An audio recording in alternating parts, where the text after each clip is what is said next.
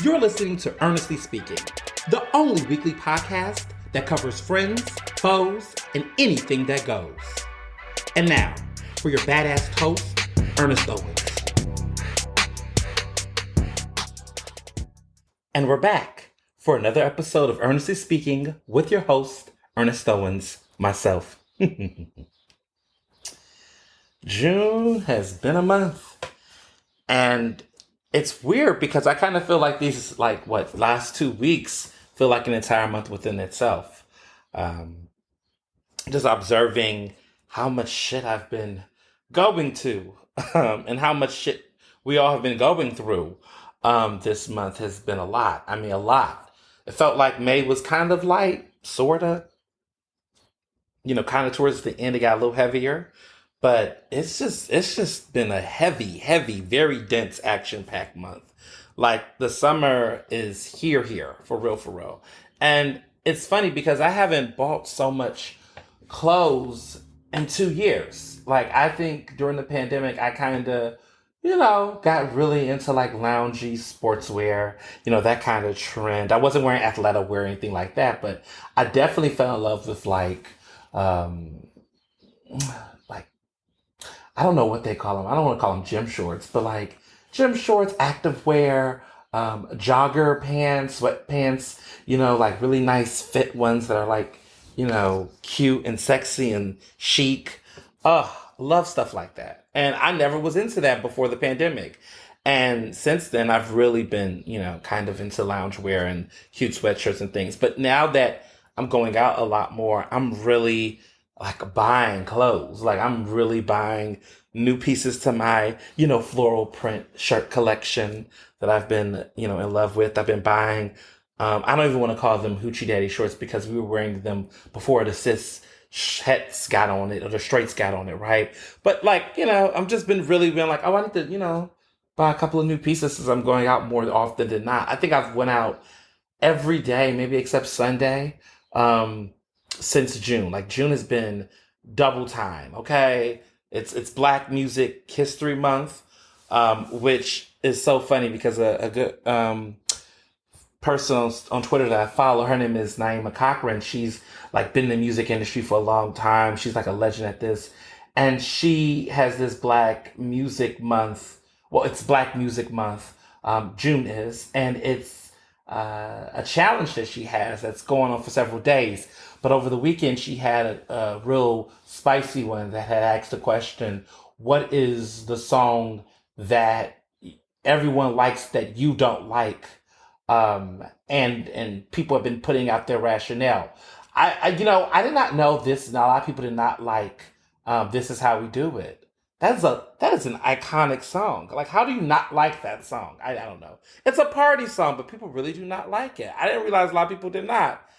I find it fun. Like, it's a party song. But the one that really broke my heart was when people said they did not like Return of the Mac by Mark Morrison. Let me just say, justice for Return of the Mac, that is a very iconic song. That's a very important song in the pop music canon.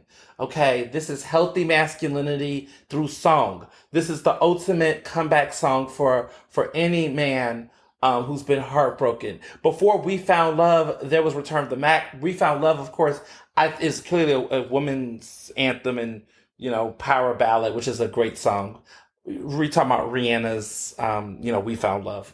But, Return of the Mac is like an incredible song with all of these vapid pop duds. This is teaching empowerment.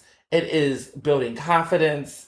It is really, courage through fire. That is a great song. Return of the Mac. If you listen to those lyrics, this is a man taking back his stride in a way that is just deep. And I think a lot of people just miss that. So the song that I put on the list of songs that a lot of you all love, and to be clear, this is Black music, so we're not like talking about Toxic by Britney Spears, which is an incredibly great song. Okay, let's be clear. Or songs like Uptown Funk, which personally that should have been a song, but Bruno Mars is not Black. So no, we're not talking about those guys. We're talking about songs in the Black music canon that because it is Black Music Month. So this makes sense. So the song I picked was Love on Top by Beyonce. Yes, I do not like that song. That is, now let me be very clear about liking song. When I'm talking song, songwriters, lyrics, meanings, that kind of thing. Not her vocal ability. Her vocal ability is flawless. It is so good that I think that's what makes people forget what she's actually singing about. This is a bird anthem. My friend Amanda and I was talking about this over the weekend, and I really cannot get into it. I cannot, you know, get into it. But this is a bird anthem. And if you know what a bird is, not slang wise, it's a bird anthem. Let me tell you why. This song is about a woman who is basically, and I'm talking about lyrically, I'm not talking about the artist, okay? I'm talking about the substance of this song. It's literally talking about a woman who is basically madly in love and committed and devoted to this man that she just cannot stop thinking about, that she daydreams about, that she loves and really admires this man and really loves this man. And yet she goes through rejection and heartbreak and problems with him. And she endures this shit for years, years. And yet, in spite of all of those things, she is finally happy that after all of the bullshit and possibly the hoes and other affairs and mistresses and things that he's had, that finally he's prioritizing her, because clearly she's the last resort in this situation, and he's putting his love on top. That ain't nothing to celebrate. That's not a beautiful, to me, scenario, right? Like, you should be getting out of the situation. Why are we celebrating a woman who's dealing with this? So I'm just going to read the lyrics. I'm not even going to sing it. I'm just going to let you hear what I'm hearing so you can understand this is a bird anthem. Bring the heat in. Well, that's the opening. Honey, honey, I can see the stars all the way from here. Can't you see the glow on the window pane? I can feel the sun whenever you're near. Every time you touch me, I just melt away. Like she is feeling it. And I'm like, okay, this sounds like a good brother.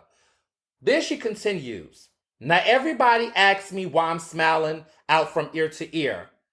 They say love hurts, but I know it's going to take the real work. Oh, nothing's perfect, but it's worth it. After fighting through my tears, and finally you put me first. What the fuck? Like, what? Fighting through my tears? Nothing's perfect. They say love hurts. And then she goes on and says, baby, it's you. You're the one I love. You're the one I need. You're the one I see. Come on, baby, it's you. You're the one that gives your all. You're the one I can always call. When I need to make everything stop, finally you put my love on top. Possessed, digmatized. And she doesn't even care how much this is making her look. And she continues to go on about this top.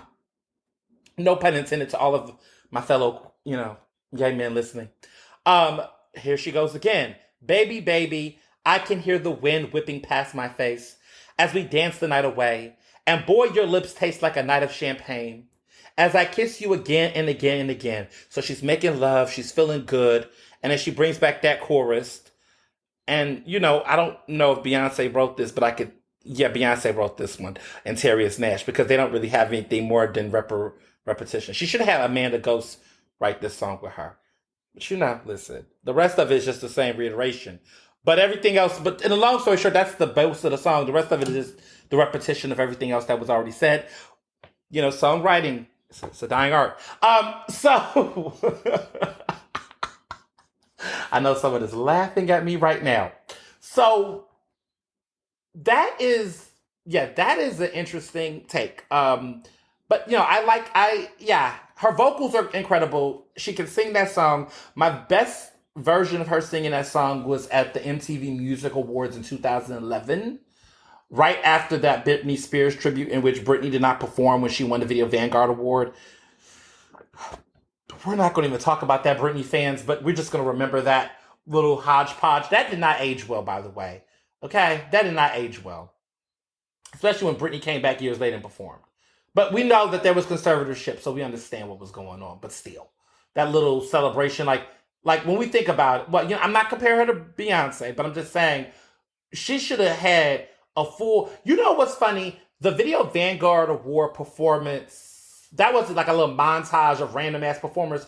What's funny is that performance she does at the American Music Awards, the AMAs, when she performs that, was that the AMAs? That was probably that was a Billboard Awards when it was open up, and everyone know I'm talking about that Megatron where they do the whole thing of all her hits, and she performs some of the hits, some hits that real Britney fans know that they don't play on the radio. Touch of My Hand. Okay, we talking the real songs. Imagination's taking over, not a day without a lover. The more you come to understand the touch of my hand. That is in the album In the Zone. It's recommended. Britney listening. It is seductive. It's seductive. You know how people always talk about Britney's iconic, like whispery, hush vocals. This is like her best, like one of her best whisper hush vocals, if you know what I'm talking about. It kind of echoes to Janet, which is why sometimes I understand when Britney says she's inspired by Janet, it's not just in the choreography, it's also in those whisper vocals that's low. Listen, real music fans understand. Okay, real music fans understand. But anywho, yes, that performance, that montage was years later when she won, I think, another award. But this was at Billboard. That performance should have been the VMA performance, situation. Just saying. Just saying. Just putting it out there. Because there was some good songs that were missed. There was some good songs. Touch of My Hand. All the hits. And I was surprised they performed a lot of songs off of In the Zone. Because In the Zone often does not get a lot of love from Britney, even though it's one of my favorite albums from her. Actually, cohesively, it definitely had the energy. I mean, I think about Touch of My Hand. I think of Toxic. Oh, Breathe on Me. She performed that at that performance, and Breathe on Me is another good example of that whispery hush. In the Zone deserves a re-listen too. Okay, I think everybody. I know it's Black Music Month, but I just. Just saying, revisit the Britney In the Zone album, please. Go back and listen to it now. It aged well. But I digress. I'm saying all this to say that I just do not think Love on Top is a good song lyrically, but I definitely think it's vocally great. Now, my friend, I'm going to out her real quick. She's straight. She'll live. I'm going to out her. She thinks Halo is Beyonce's worst song. And we don't like EXO because EXO was just corny. But I think Beyonce knows it's corny. But she does not like Halo. I keep telling her that she does not need to share this opinion because it's just not going to work. I'll say this about Halo. I think Halo is good when performed in memoriams. So when Beyonce did it for Kobe Bryant's passing, that Michael Jackson tribute I think she did many, many years ago. I feel like when she performs it as a memorial type song and you listen to the lyrics in that way, it's really good. If you look at it like a romantic song, a dating song, it fails. And that's why I don't really like the Halo video, because I felt like the video of Michael Ealy, even though the video itself is kind of cute, it doesn't work for what the song means to a lot of people. And so Beyonce, when she does it in a very reflective memorial, remembering someone's life or a funeral or whatever, when she plays it in that vibe, it's really beautiful and touching. But when she tries to do it like this, I don't know, come together, we are the world type of poppy, romantic, whatever, that is just, it's corny as hell and it's not good. So I think that's what I think is the perfect compromise there. I think real Beyonce fans can recognize the value of Halo outside of it. But I can see why it can feel a little corny based on how it was done when it first came out. When Halo first came out, they was really trying to force that on us, and these commercials giving out food. I forget who was doing it, but these commercials and stuff, and I was like, ugh. nah, it's a little too much, a little corny. But Memorial vibes for sure. EXO just doesn't work, and anybody who knows about EXO knows EXO is corny. Um, yeah, not EXO is just not it. But that wasn't a song that everyone loved anyway. These are songs that everyone has to love, apparently. So y'all wasn't really feeling EXO either. And I would say Run the World, but I think that's like the white feminists like Run the World. Like the rest of us are kind of like, okay. Um, so you take some, you win some. Okay. But yes, speaking of legends and greats, I saw Shaka Khan with my bestie George. George got tickets to go. At first, I wasn't gonna go because I thought something else was coming up, but I was able to make it. Shaka Khan got it, y'all. Loved her. Got my whole life up in there. Okay, we was at the Academy of Music, and she just, yeah, Shaka has it going on. Even if you go and she sings and you realize, wow, that's her. And yes, I'm a millennial, I'm 30, so I'm telling on myself, but no, I was shocked. She listen, yeah, that was the perfect, like, it was everything. That's like definitely top three concerts I've been to in my entire life. Simple yet delivers. Like it's just hits, and she's animated, and she's full of energy, and she sings when her backup singers or background singers are great. The musicians are playing live. They're playing real drums and real, horns. I mean, it's real music. It's beautiful. And those songs are ageless. I mean, I'm Every Woman is still slaps. Okay. You don't have to be a woman and still get your life with that. Okay. It's just everything. Yes. She's incredible.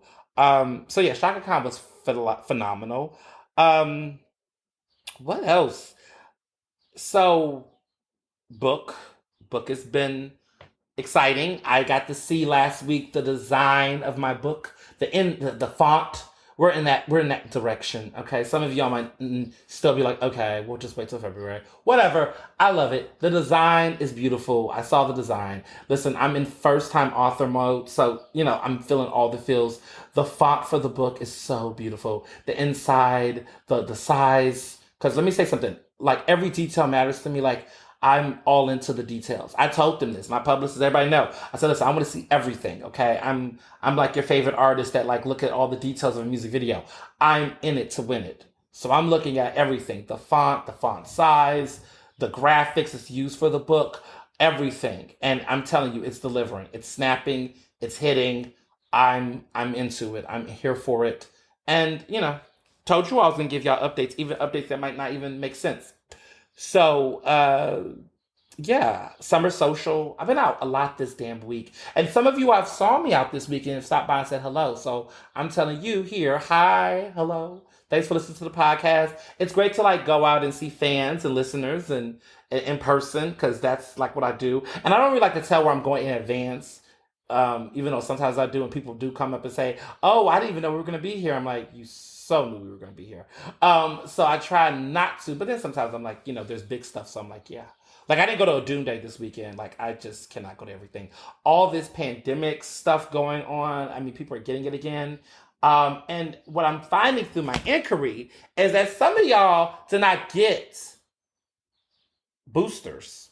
Some of you all did not get boosters. And I'm noticing a pattern, not everyone, but I am noticing this pattern of folks that I know who got fully vaccinated but did not get boosted. And there are some people who have gotten COVID even after getting boosted. So I'm not saying it can't happen because it can. But I have noticed with at least 4 people I know, some that live in Philadelphia, some that live outside of Philadelphia, that a lot of folks that did not go back and get that booster.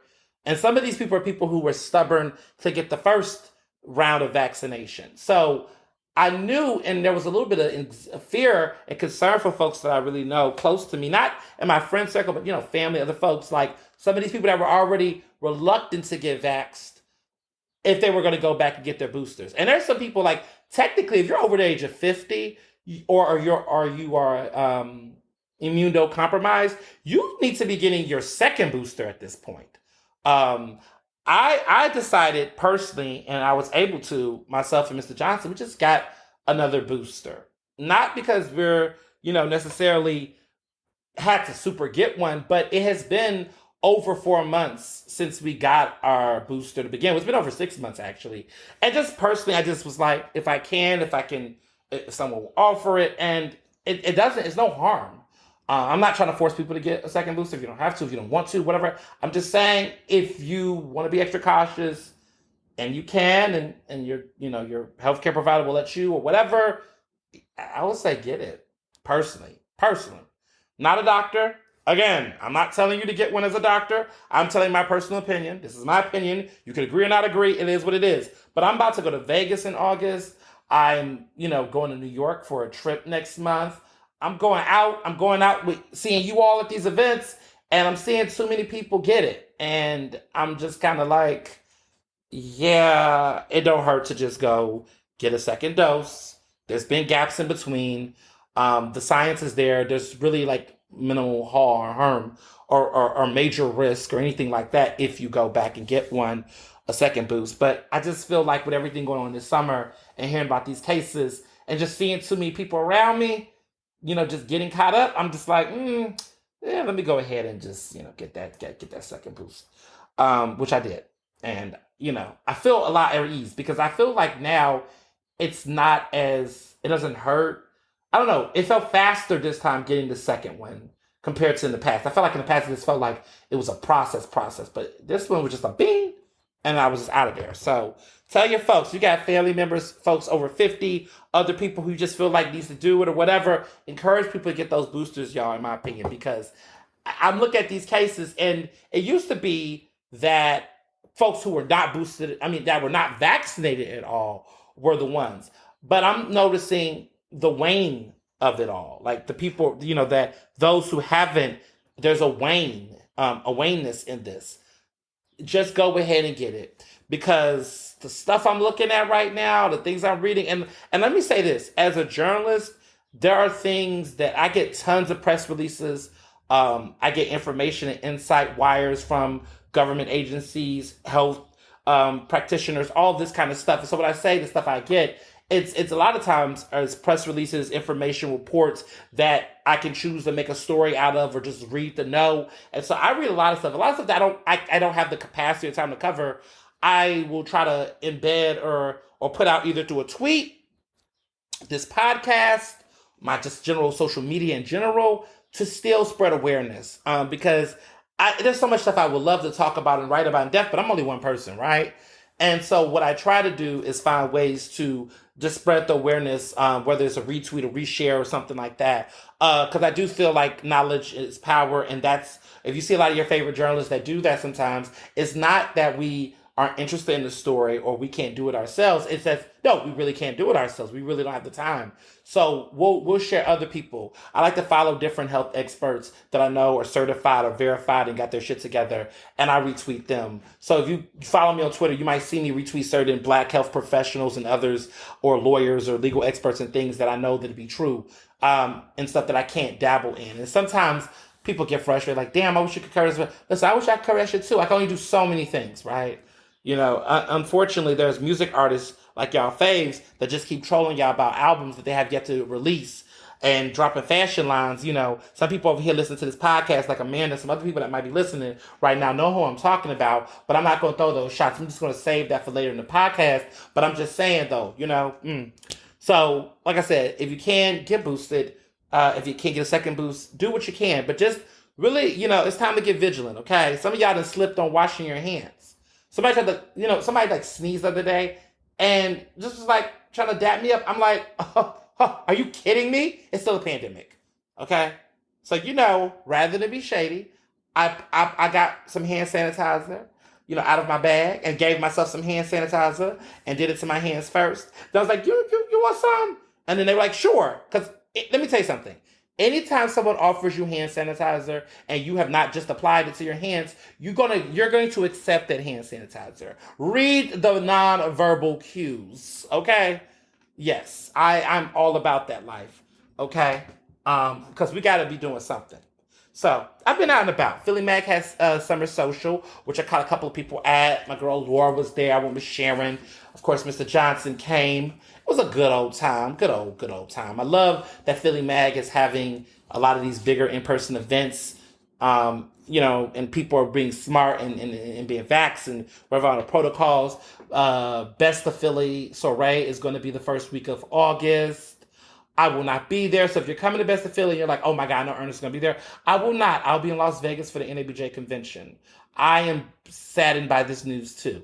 Yes, they're happening at the same time. I know. I didn't know. It's but, things will be different next year. But go and have fun for me, and I'll have fun for you in Vegas. So just wanted to let you all know that. Um, I was out. I was out last night. NLC, Trust the Process.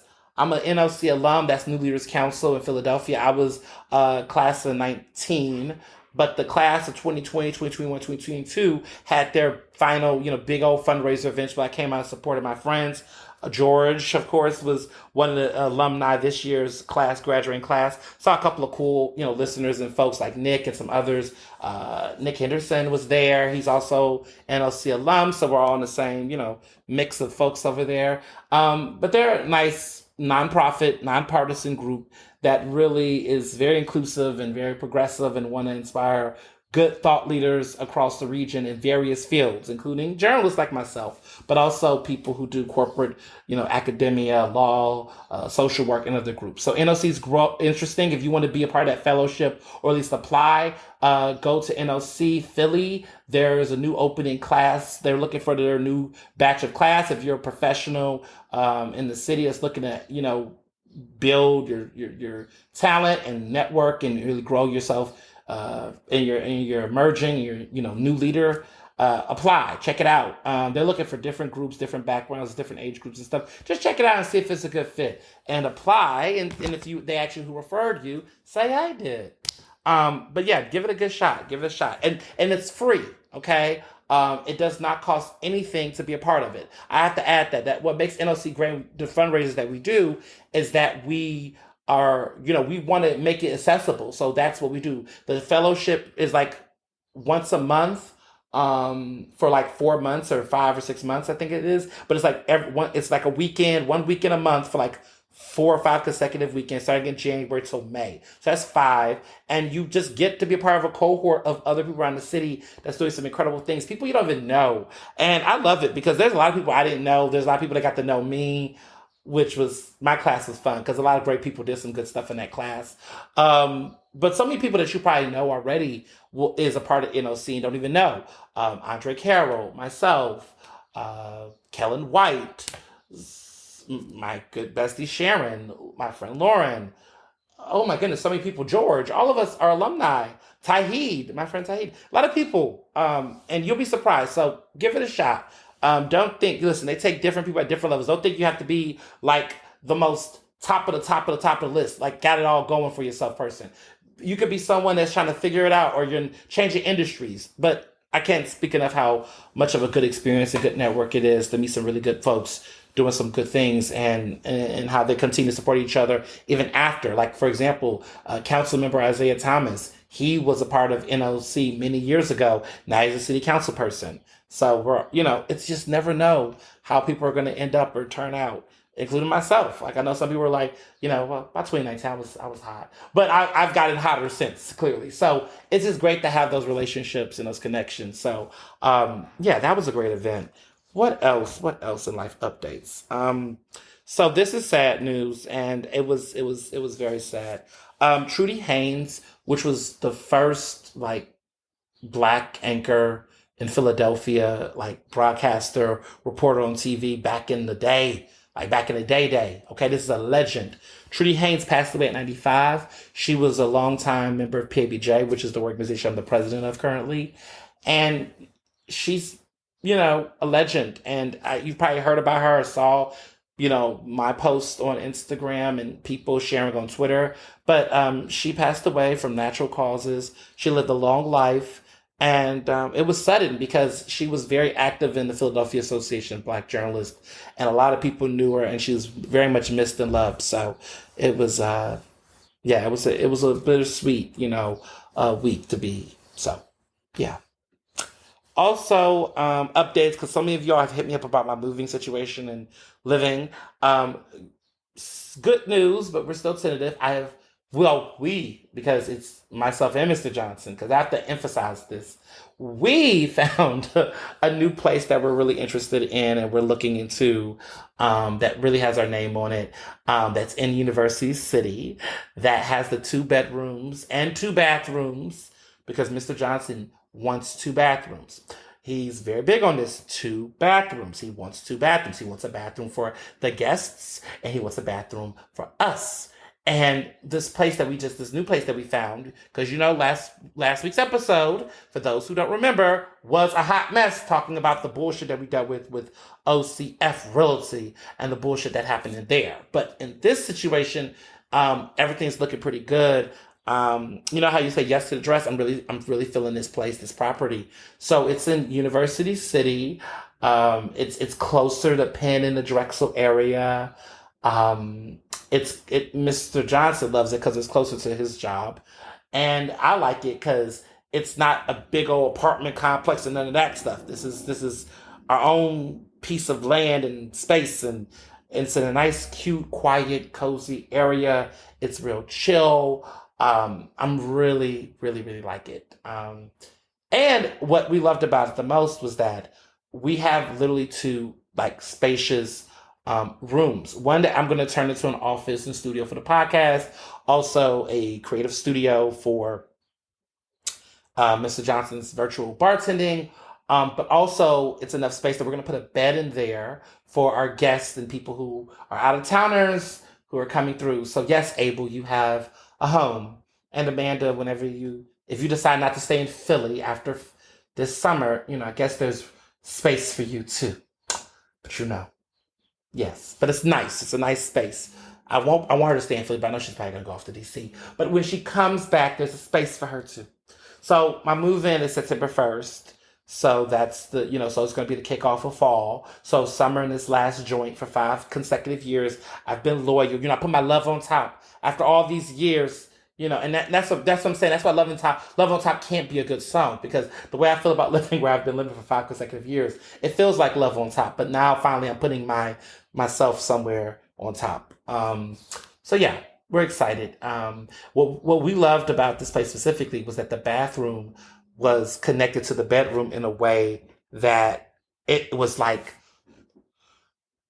the only way you can go inside the bathroom is if you come into our bedroom, which was when I knew it was perfect. I mean, I just think about all the cool things, right? Like the fact that I don't have to just walk to the other side and go through another door, that my clothes, I don't know, I don't know, hypothetically speaking, like after sex, go straight to the bathroom, go straight to wherever you need to go in between, take that shower, I guess go straight from the bed and then slide that door and go, just hypotheticals. But it's just a very beautifully well-functioned property, and I look forward to living there and making this my next abode. But we'll see, we'll find out updates when they come. But yes, I knew things are going to work out fast. I told you all this was going to be pretty fast, because I know bullshit when I see it. So I'm super excited.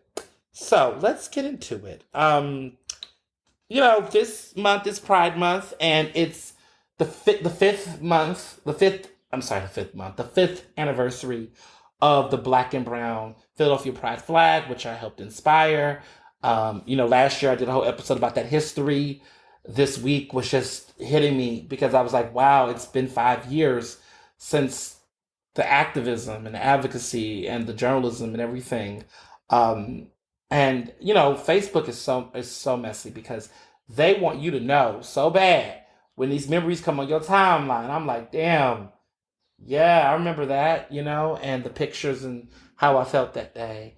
So yeah, that was just, and there's a lot of anniversaries happening this month and this whole time. Like, this weekend is is it the 6th anniversary of Pulse? Yep, 6th anniversary of Pulse nightclub. And then I hear this weekend at Pride in Idaho, a group of white supremacists were trying to plan to do a riot at a Pride parade. This shit is still happening. Like this hate is still happening. And, I talk a lot on my podcast about how the Equality Act has not been passed, which would give LGBTQ um, protection, federal protection for LGBTQ individuals. Because right now, across this country, LGBTQ people are not protected from housing, employment, and public accommodation discrimination uniformly. So, in other words, I mean uniformly because some people will get confused. If you're in New York City, yeah, you're protected. There is, non-discrimination that extends to LGBTQI people in New York City and in Philadelphia and in Houston and in Chicago, major American cities. However, some of these other areas in these states, the process is not there. The progress is not there. There's a lot of other like hurdles and roadblocks to that freedom. So whenever I hear people act like, "Oh, you all got it going for y'all. Y'all got all the rights," and no, we don't. No, we don't. We don't. It's not true. Dave Chappelle's ignorance, and now he's doing a fucking dual tour apparently or something with Chris Rock. Like, oh my god, these fuckers. Like, it's not true when people say that there's just this like advantage and stuff. No, it's not. It's not true. White gay men, they of course benefit, but white people, whether they're gay, female, whatever, they're oftentimes getting unfair advantages because of their white privilege in ways that their respective marginalized communities that they may also belong to don't. It's called intersectionality, which brings me to the other announcement that came about. So this year is also this week was the 5th anniversary when I met Dr. Kimberly Crenshaw, who coined the term intersectionality, and got to meet her around this same time. It was a lot going on in 2017, clearly, in the summer that I didn't realize until my memories. But yes, I got to meet in person Dr. Kimberly Crenshaw. She follows me on Twitter. She's an academic icon. She does some really great work and has been doing great work. Just exploring all of these issues around racism and white supremacy and identity and black women's issues. I mean, she's just a pioneer and icon. Like when I think of like academics who did real academic work that are like iconic and famous, I think of people like Dr. Kimberly Crenshaw. I don't really think of Dr. Mark Hill. Sorry, just telling the truth. I think of people like her because she's,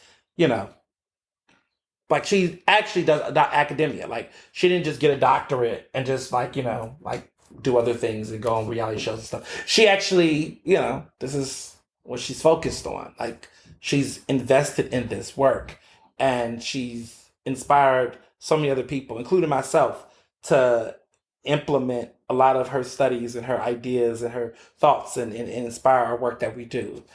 She's inspired so many other people. I mean, feminism and how we think about feminism, how we think about issues around LGBTQ issues. I mean, she's just incredible. And so, yeah, Dr. Kimberly Crenshaw is just everything. So, yeah, this week is, this week has been reflective. This past week, I would say more so now. It's been truly a lot to think about and reflect on.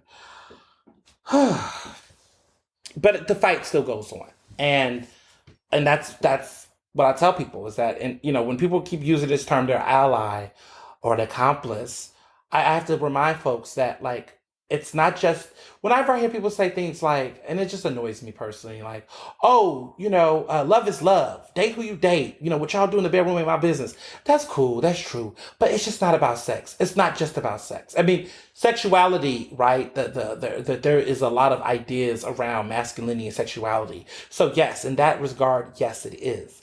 But the way that you show up and you talk about these issues, you gotta let people understand that it's not just about marriage equality, right?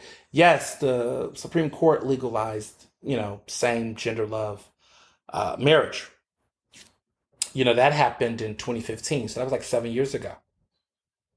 Obergefell versus Hodges, landmark Supreme Court decision. All of that's true.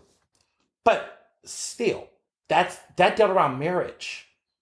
And I think the issue that I've recognized with some people is that they think that automatically in this country, they don't believe that there are actual laws statewide that are telling people that they can lose their job. That like people would be like, nah, they really doing that? I can't believe. Yes, they are. They're still doing that. There are teachers in this country that cannot teach. There are individuals who have been denied property. Even when the laws are legal, there are still people doing some funky ass housing discrimination and able to say so out loud in certain areas. And it hurts it really hurts black and brown LGBTQI people because some of these people, I do believe that deep down inside, they have used LGBTQ discrimination to be racist towards actual LGBTQ people who are of color, right? And what I mean by that is that if they saw two white gay men trying to purchase a property in certain areas, I don't think that they would give them too much hell sometimes. But when they see two black queer people trying to do the same thing, they use the LGBTQ identity as another scapegoat to discriminate. And so I think that that is a loophole that is also furthering Islamophobia and other things that's happening within those intersections. And I don't think people are recognizing that. But I personally feel that way. I've heard. I've worked in advocacy work around that. Many years ago, I was the vice president of a nonprofit called Equality Pennsylvania. I was the board vice president, and I, understood statewide LGBTQ issues in Pennsylvania. And I can't tell you how many black queer people, Latinx queer people, Muslim queer people who said that they got fired from their job because they wore a hijab, but it was because they felt like part of that wasn't just because their Muslim identity, but they used the queer identity to try to discriminate them, but it was also Islamophobia, and that hate intersects. And sometimes people don't understand it. Like, why are white supremacists going to a pride parade? You know why, right? Because white supremacists don't give a fuck about none of y'all. And there's some people out here who think that not being gay is going to protect them, but it don't if you're everything else that they still hate. Just saying, that Islamophobia that you're hearing from the Republicans, for some Jewish people that are still supporting folks like Trump and them, those people also carry anti-Semitism as well. So when I see people in certain spaces criticizing Ilyan and all these other individuals from the squad and saying all that stuff, I get all that anger and all that, whatever. But those same people that are bashing the squad, that are not coming from the liberal spaces, that you're also agreeing with conservatives and bringing them into those spaces because they have pro-Israel stances. I hope you know that they are also embedded with white supremacists and anti-Semitics. And those people also don't like you either. I just want to be clear on that. I had an interesting conversation with someone at an event, won't name who and yada, yada, yada, but they were just going on and on about, some of the squad, and I was listening, and I was hearing, and I was listening. I ain't going to say I was agreeing to some of it, but I was listening. But I took a step back and said, but you understand that some of these other people that you're saying support that issue or that cause that you care about so dear, that they're also aligning themselves with white supremacists and folks that did the same shit, but also did hate crimes and shootings at synagogues like Tree of Life in Pennsylvania. That those are the same types of people. Like, that's why there's hypocrisy there. They don't care about those issues. They don't care about Israel. No, they're looking for anything that aligns them with whiteness that isn't black. And so sometimes they're walking contradictions in their hate.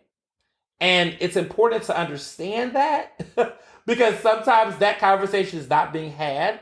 I've had those conversations with individuals because it wasn't 10 years ago, I was in Israel visiting. It was an internship at a group and went there, and I've written and talked about those experiences. But I've seen some things, and I'm just saying that being friends with somebody else's enemy you gotta watch out, because that might also be your enemy too. And they might be your friend on this issue, but turn around and be pushing another agenda that's going to do more harm than what you think those other people across the end are doing. So listen and heed that advice. Take it, apply it, look at it, tell it to a friend, think about it. Just saying. I just see a lot of walking contradictions and people forming alliances with folks that I'm just like, you're talking about anti-Semitism, but you're literally agreeing with a white supremacist. I just don't understand how it works. And then you don't see how other black and brown people who might have divided issues or conflict or whatever with some of these issues and topics about the Middle East don't see the distrust that they see within those affiliations, those alignments. Just saying, there's a lot to unpack, and you need to look very carefully. Everybody needs to take some steps back, because I'm just saying, I'm looking at these relationships, and I'm just saying, it's complicated. It's complicated. You just can't be walking around calling everybody anti-Semitic. You just can't be walking around here putting labels on people about every issue. You gotta look. Some folks is with the shit and on some bullshit, 100%. Some people are looking at other relationships, and that's how they're driving their decisions. And I can see fault. And I am someone who can say, I can agree on these things, but you gotta stop hanging out with these people. Take it for what it is. Okay. And then I guess the point, which goes all together, right, is that we're on this topic around gun violence, mass shootings, and I guess now everybody officially agrees or has come to a consensus in the media that mass shootings have been happening in large in Philadelphia, but now we decided a mass shooting, I believe, is 3 people getting shot that wasn't the perpetrator. That's a mass shooting is being defined now in media. I think they said 4 or more people shot, and one of them is not the perpetrator themselves. That's what's being considered mass shooting in America. I didn't know that. But apparently that's what everyone's coming to this agreement with around defining mass shootings. But I just feel like even what's interesting is that mass shooting only started to be considered that way in Philadelphia by definition when it happened on South Street, because it was like a commercial area. But like these quote unquote mass shootings was happening in the hood, I suppose. But no one called it that because it was, I guess it was the pathology, the racial pathology of just acting like Black people just have this, incessant gun violence problem that we're just going to link to those neighborhoods and not act like it's something that's a part of a massive national issue. But I digress. Somebody asked me about solutions. I have to take time to think about those things, and I don't like stop asking me if I'm about solutions unless there's no. But I gave one in a piece I did for Philly Mag this week, and basically it was about soda tax energy. That I think that if our legislators and our community leaders, those who have this power influence, treated and came and lobbied for gun control the same way that they fought tooth and nail to force us to get involved with the soda tax, I really do think we would be in a better place right now. Right now, there's an opportunity. The Supreme Court is looking at 3 cases that involves Philadelphia and Pittsburgh that would challenge this precedent, this 30-year precedent on giving the state legislator the power to determine gun control laws across the entire Commonwealth of Pennsylvania. So right now in Philadelphia, City Council cannot pass any legislation revolving around guns. They can't. They cannot, say must carry, license to carry, must have a mental health checker. They can't create any gun control laws in the city, in the municipalities. All individual municipalities and counties have to go by what the state code is or laws, which are loose as fuck. Those laws are creating an environment where that's why we keep seeing mass shootings happen. I mean, background checks are loosened. People can carry AK-40s. I mean, it's just rifles and, all this shit. There's no tough responsibilities or regulations.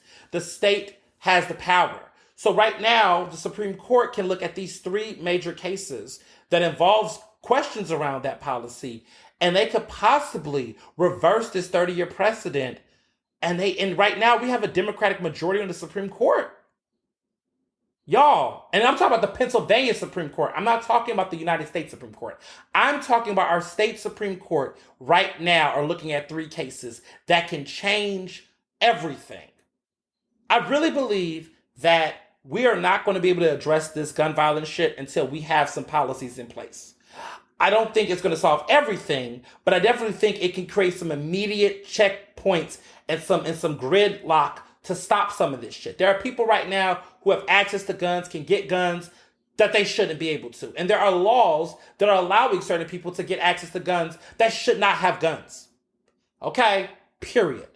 And if you're looking at these mass shootings, a lot of them have the same story. The person was legally able to get a gun. It's not actually ghost guns. Now, that is a lot of the homicides.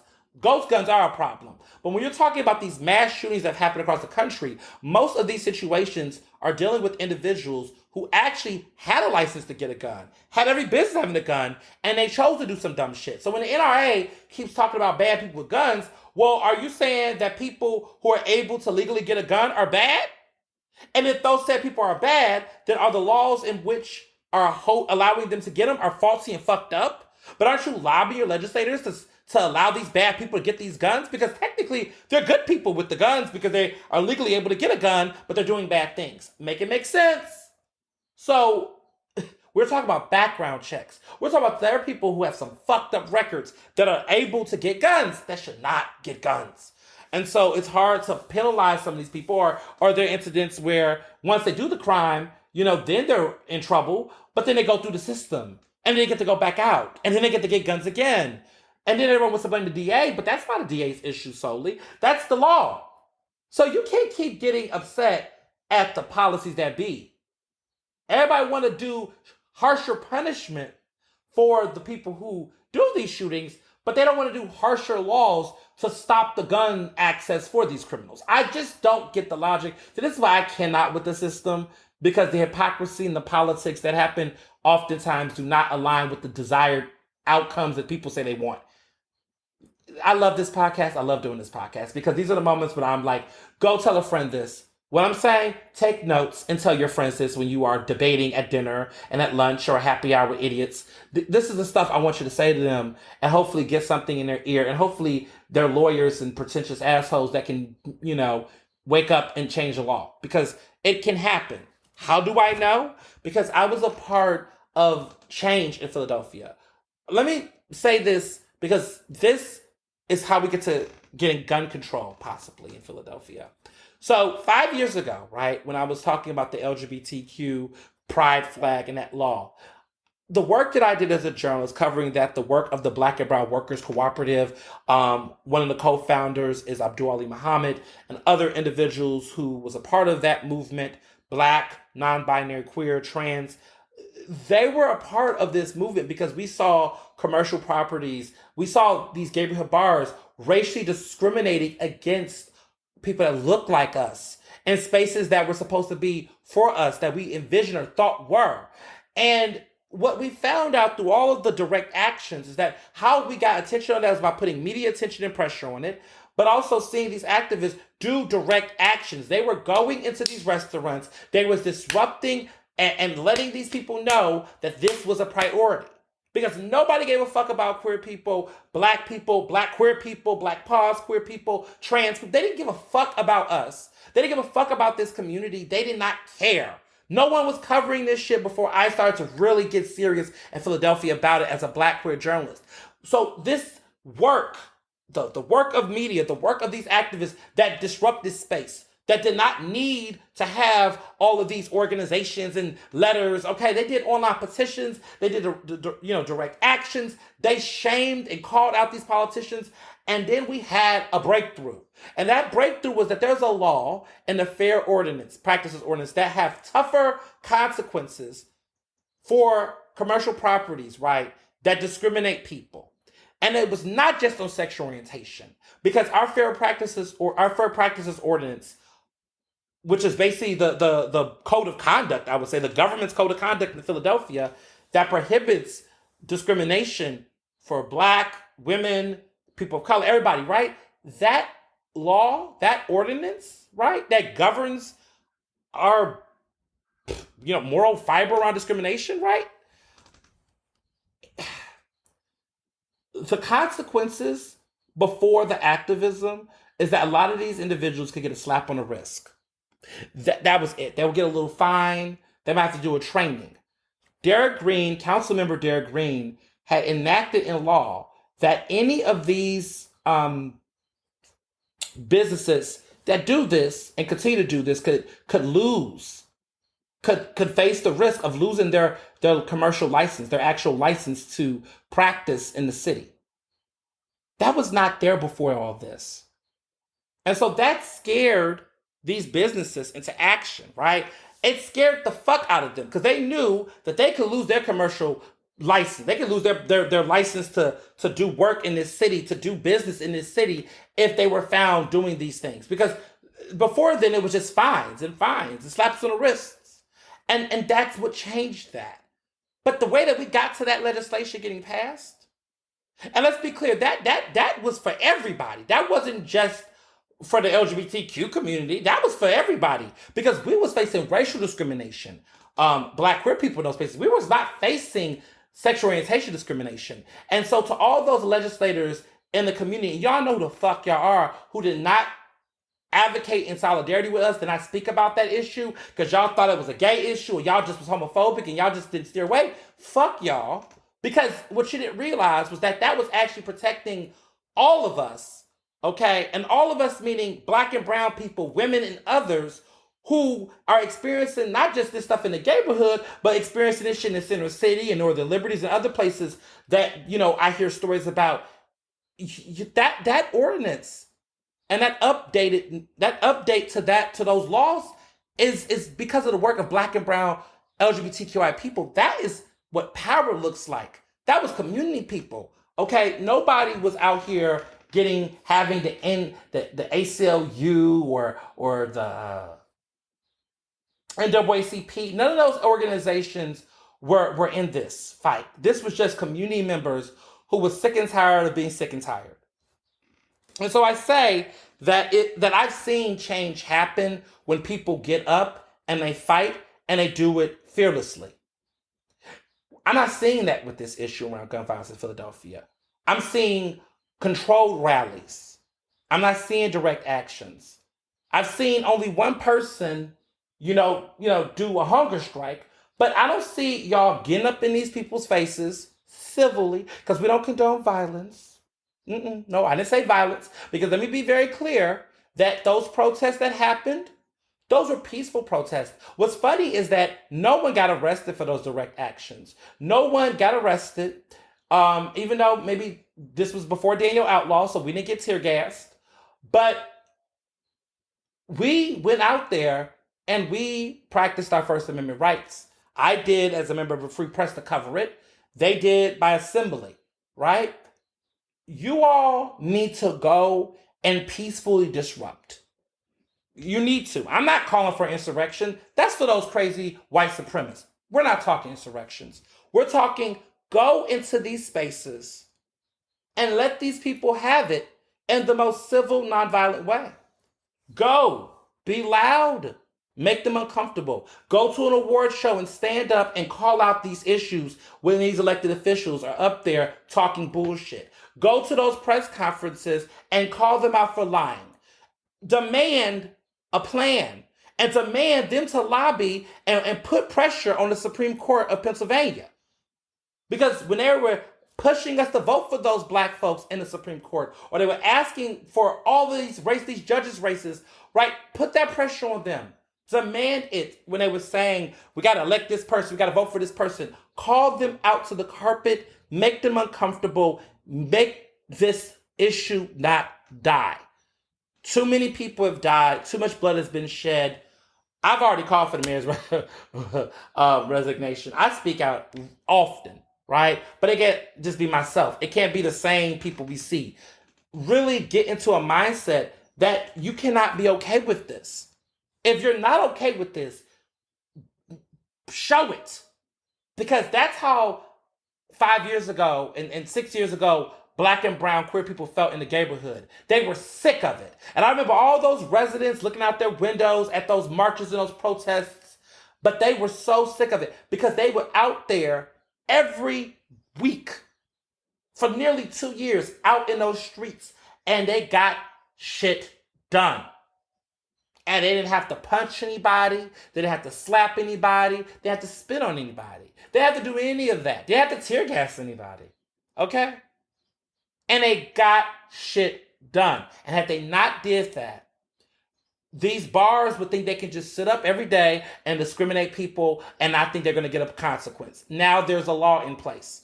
And I haven't seen as much or heard as much. I mean, bullshit still goes on in the neighborhood. Let's be clear on that.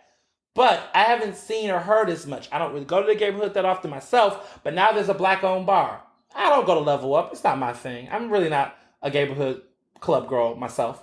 But the fact that there's future generation of people who look like me who can go to those places and know that if something happens to them, there is going to be a tougher consequence that wasn't there 7 years prior. To me, that's progress.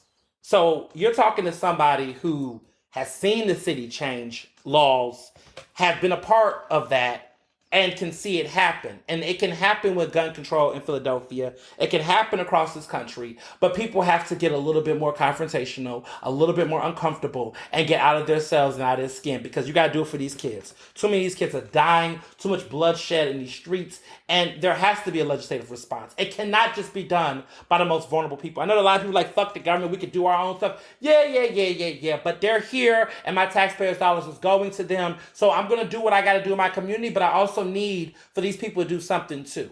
Because as long as they're going to be there, and as long as they're going to keep taking money out of our checks and our accounts and our livelihoods, then we need to hold them accountable. So it really is going to require some real tactics. We're going to have to really bully them and demand from them, because they want us to get on board, right? You know how much we were sold and lobbied on all of that shit around the soda tax? I mean, we were lobbied into convincing ourselves that a law that was going to regressively tax our community for sugar, right, in communities that live in nearly food deserts, right, was going to be the best for our parks and recs. And some of these parks, I must say, have improved, right? But that's what they told us, right? That's what they said. And they lobbied hard for it. Well, Kenny needs to keep that same energy and lobby hard for gun control. He needs to take the fight to Harrisburg. He needs to take it to the Pennsylvania Supreme Court, and he needs to get it done. So for those people who ask for a solution, they're your solution. Are you going to do it? I don't know. But stop acting like people over here just complain and don't give out ideas. There's a fucking idea. Don't give me no excuses. Until you try it, let's find out what happens. But right now, PA Supreme Court in the next couple of weeks this year are going to look at these cases and can potentially change the law. The pressure needs to be on them. If I'm not hearing anything about the Pennsylvania Supreme Court and how our city and our elected officials are going to lobby them to get that law changed or reversed, then I don't want to hear anything about thoughts and prayers and about these little rallies. Okay, Kenyatta, with all due respect, Kenyatta Johnson, we don't need another unity rally, whatever, prayer rally. Stop it. You better rally them over to the PA Supreme Court. You better get buses for these people to go to Harrisburg. You better storm over there and demand that change. Y'all letting these Republicans feel too damn comfortable over here in Pennsylvania. We need to do it. It's chop time. All right? It's time to get serious. It's long overdue. And we get too comfortable. We get too comfortable with just the status quo. I don't want to hear any more shit about people telling me about how sketchy neighborhoods are and how they're scared. And, I go to some of these, events and I get these white people that just whine about crime. And I'm just like, oh, shut up. You're watching the news. And if you care, you know what to do. Call your favorite friends up and get them to give some money to some real issues. Tell them to take their asses out there. Tell them that when they're in those meetings with Kenny, tell them what they want him to do. Y'all got friends, Supreme Court law friends, people you went to law school with. You know who these people are. Make those personal phone calls. Y'all know how to lobby. Stop acting like you don't know how to lobby.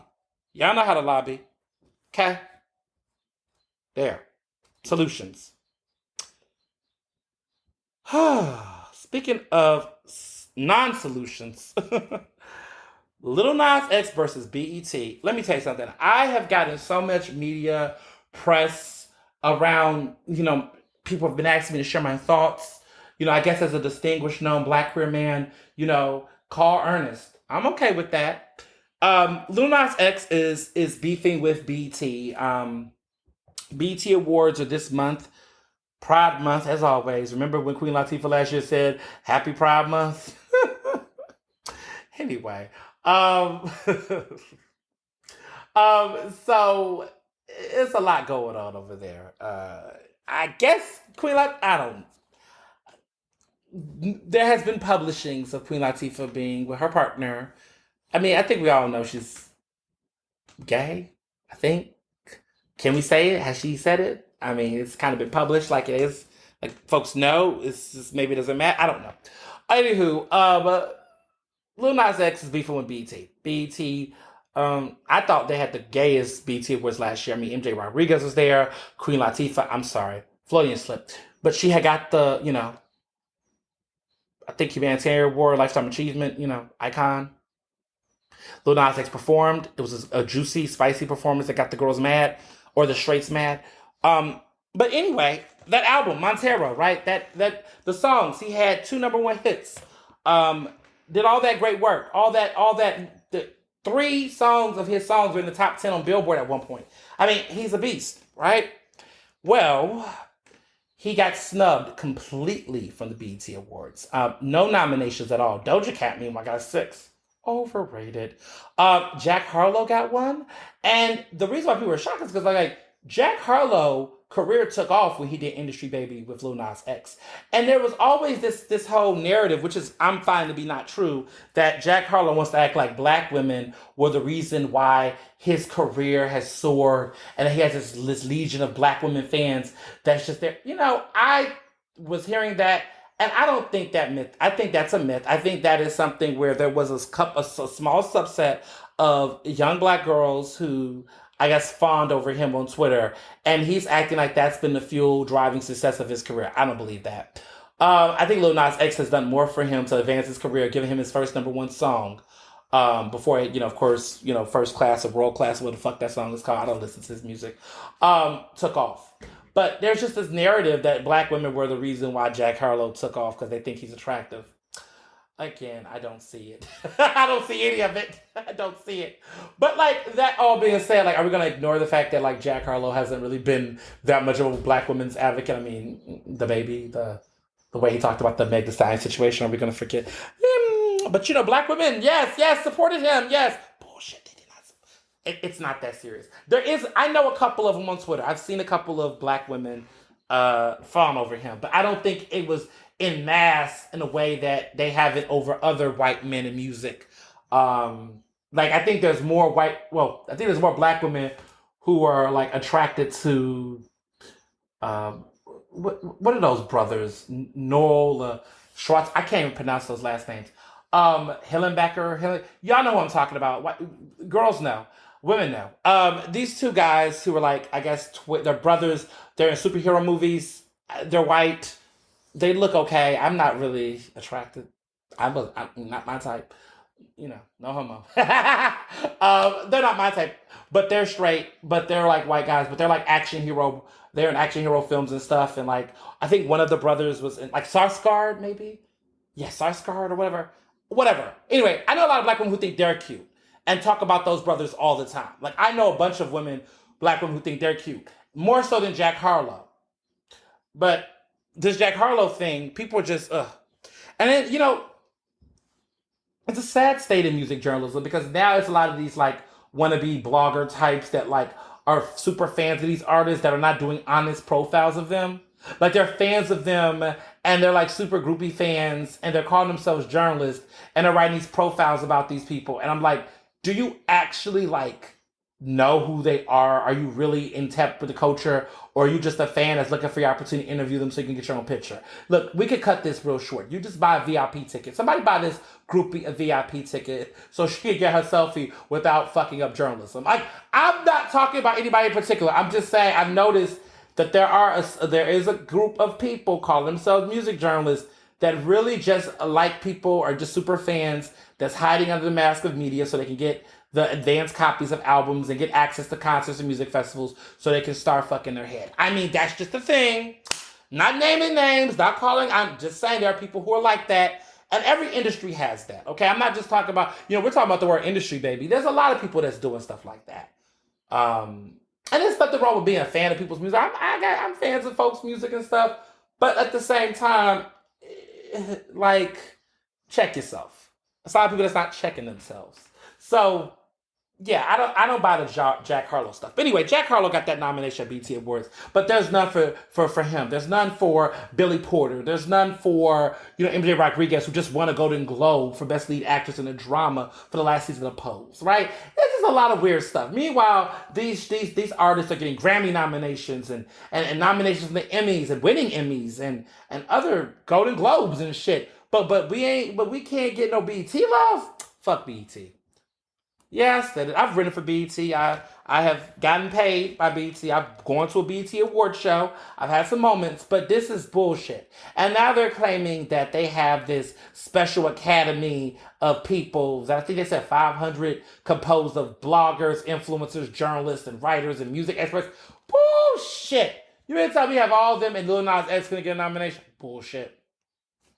Now, what had happened was is that they got their award show set a certain way, and they're making sure that some of these nominees will come perform at these shows. Y'all know BT good for it. How many times Beyonce gets nominated, and either she doesn't really show up, she shows, but she doesn't really show up. You get what I'm saying?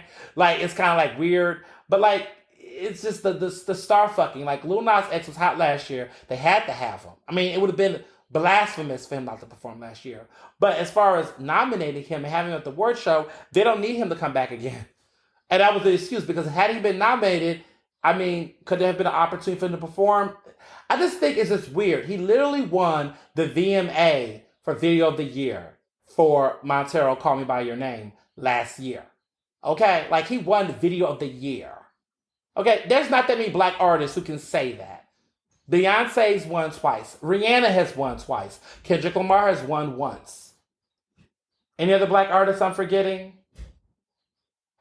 It hasn't been that many. No, Outkast didn't win. I don't think there's been any. Michael Jackson never won Video of the Year. Janet Jackson never won Video of the Year. They've won other awards, but they've never won the MTV Music Video Award.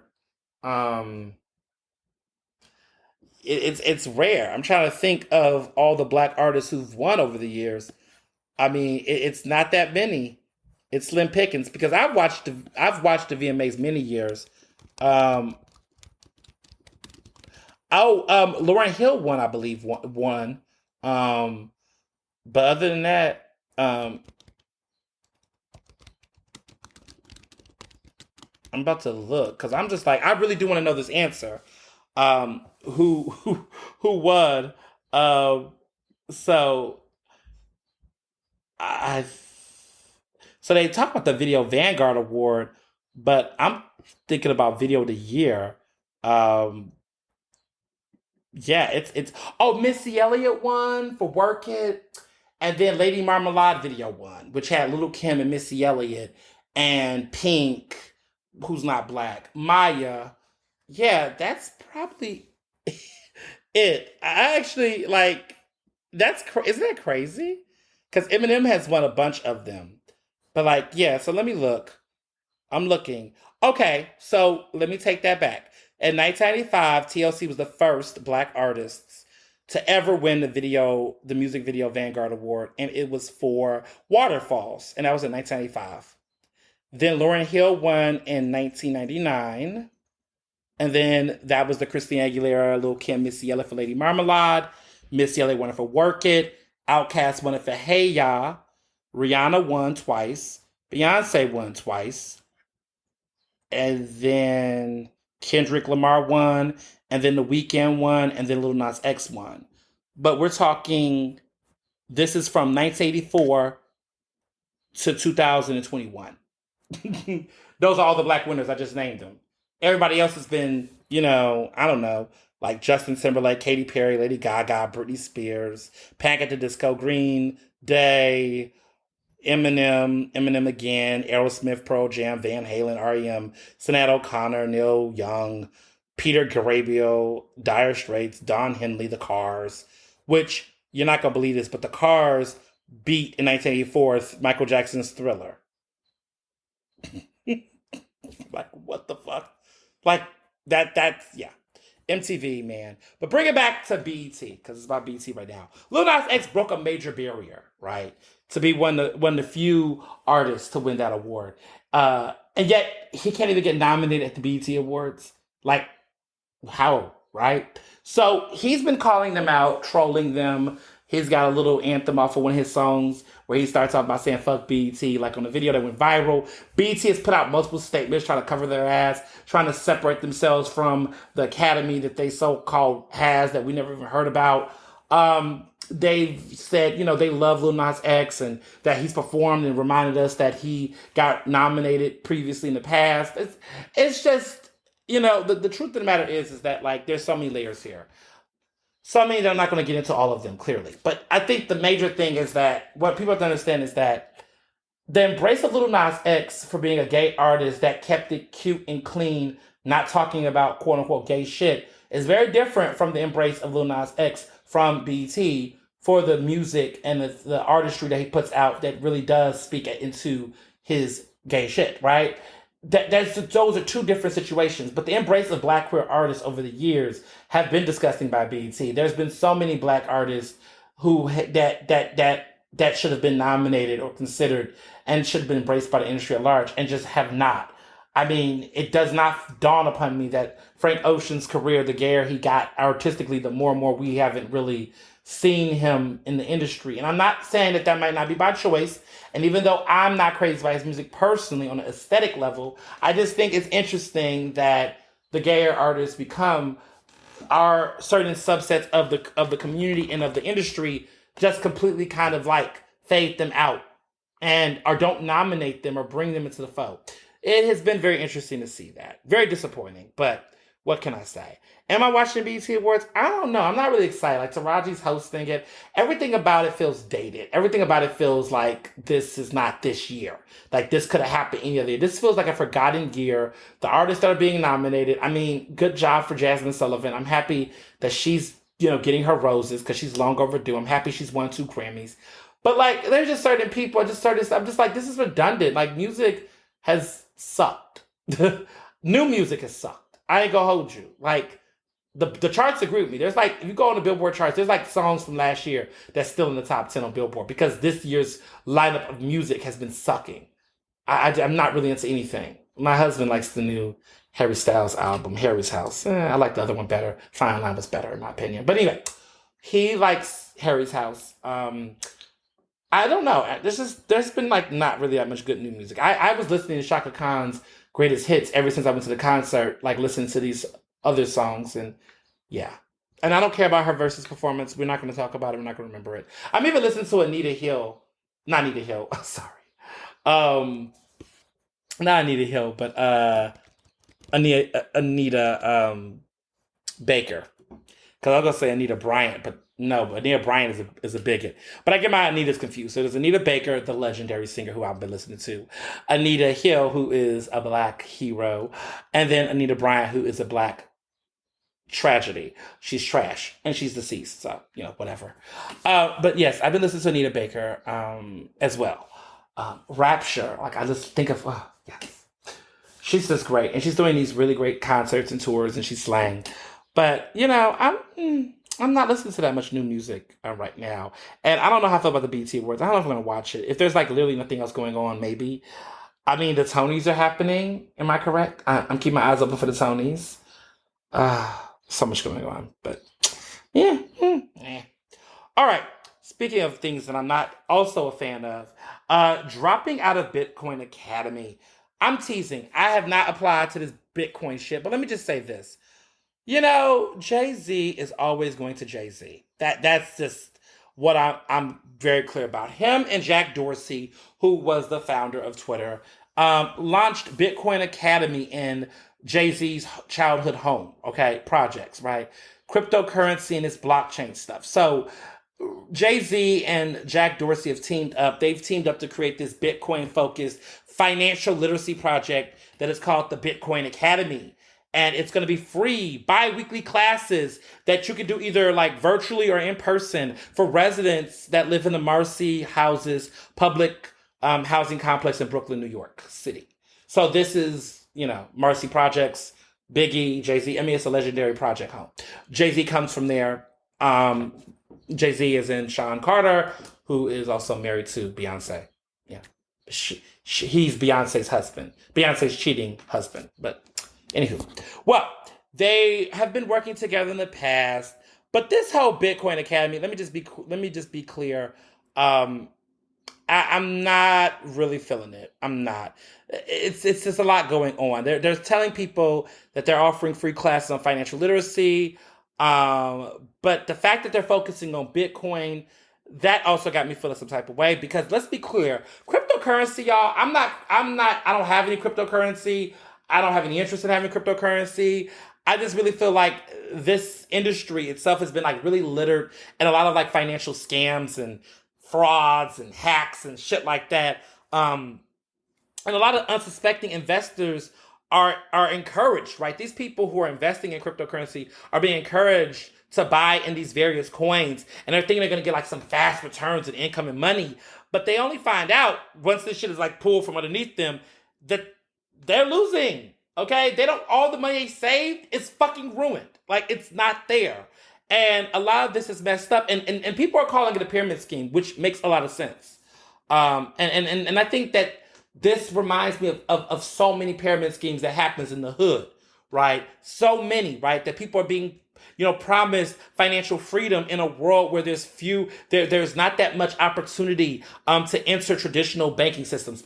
Black and brown people are getting discriminated from getting loans and getting things. And so folks want to get money, these get rich quick schemes, these opportunities to be financially free, right? This is what they're being sold on. But it's horrible. It's horrible. And it doesn't mean that this is going to be safer for their investments or any investments they have. So here's what I'm going to be real about here. I really think that the whole conversation around financial literacy is just another way to shame poor people into believing that the circumstances that they have are because of their own individual behavior. It is such a fucking conservative talking point and dog whistle that it's not even funny. That there's all this financial literacy, this, that, and the third. Do you understand that these rappers with most of them, not all of them, don't have somebody's education, don't have degrees, don't come from any of that, that they're people that, were the talented 10th, that lucky bunch that found their way up out of there, got in some industry and inherited a lot of money, paid some people that know things about money, and that talk got them on the pathway to money. So these people become billionaires and multimillionaires, and then they begin to forget how they even got into the industry, because half of them signed dumb contracts. A lot of them don't know shit about their contracts, and they have to find other endorsement deals and stuff to stay afloat because their contracts not even paying them the money. A lot of them don't even own their own masters. A lot of them don't even know the game like that. So they come out here now with some money and think that because they're rich, that somehow makes them financially literate. A lot of these people are rich and are still financially illiterate. I think we as a society get so caught up in placing value behind things and thinking that they substitute other things.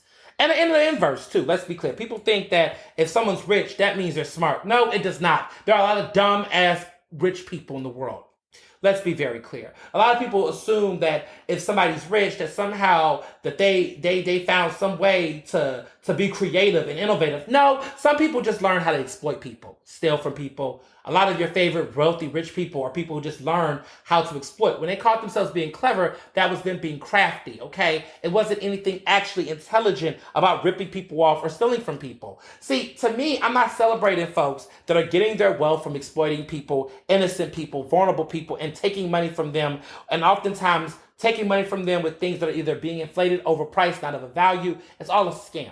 And folks are always out here thinking that they got to think like these people and act like these people and that they're going to end up being rich like those people. It's not fucking true. The crazy part is that a lot of the scammers teaching financial literacy out here in the world, quote unquote, aren't certified, don't have any actual expertise in talking anything about money or finance, let alone aren't even literate enough to talk about any type of form of literacy. But that's another story for another day. But are sitting here selling a dream to live their own dreams. I've seen people sit up and pose and position themselves like they're richer or have money when they don't. And you know what they do? They then use that model to then sell that idea to other people. And then they make their money selling the idea and being a teacher rather than being the entrepreneur or the innovator that they think they are somewhere else.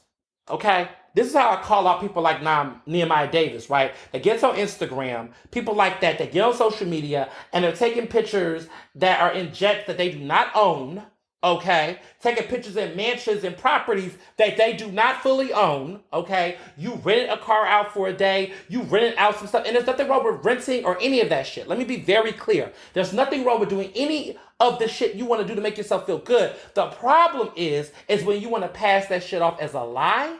The problem is when you want to take that and then sell that idea to vulnerable people who are really against the wall. And I feel so bad. right? Because when we talk about deep poverty in this country, when we talk about how desperate and vulnerable communities are, people, you know why people, while a lot of big money go out to scholarships across the state is through lottery tickets. You know how many people are buying lottery tickets? Okay, and what type of people are buying lottery tickets and what that means and how that plays out into society? It's disgusting. All that money raised from raffle tickets, I mean, lottery and raffle tickets and shit, when you could just imagine what it would look like if you just took that money and improved the area. So you out here would rather, you got two fucking billionaires that sit around here trying to talk about financial literacy in a project home when Jay-Z has enough money and connections and resources where he can transform that fucking block. But you want to keep it the same, keep these people here, and think that teaching about Bitcoin and some fraudulent ass fucking financial system is going to make them better. It's disgusting. It's fucking disgusting. And y'all don't even want me to bring his wife in it, which I won't. But y'all like to talk about Genny Thomas. But like, at some point, does the wife, the partner, the spouse who's with him say, hey, baby, I don't think that's a good idea? Or does she co-sign it because she thinks it's a good idea? Which means the apple doesn't fall too far from the tree, and your favorite celebrity is a black capitalist queen. Just saying. Just saying. Just saying. Not a fan of it. Not a fan of it. It's like this is the best you could bring to the conversation. Like, people are saying they're hungry, and like, it's just so funny how rich, like, wealthy fucking people act. Like, it's like people say they're hungry and need job opportunities, and you come back with a program that you're probably going to use to try to make Bitcoin the masses to make you money. Like, everything's a business transaction or deal. There's always some get back, some comeback. They're going to use these people as guinea pigs to see how they interact with Bitcoin or explore it so that they can be able to then turn around and profit off of these same people. I'm not surprised. It's disgusting. Welcome to capitalism, I suppose, or be reminded of capitalism. But I cannot. Just like I cannot with this Michael B. Jordan conversation with Lori Harvey. I don't know. I must say that although, I don't even need to put a disclaimer on although, because I hate when people do that to me. I'll just say this. I don't care about this whole conversation around Lori Harvey with Michael B. Jordan. She's left him. It is what it is.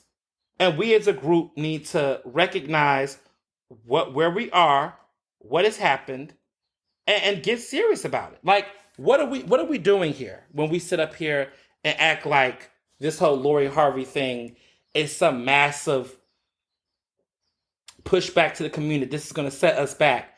Like, these are lies. These are lies that we tell ourselves.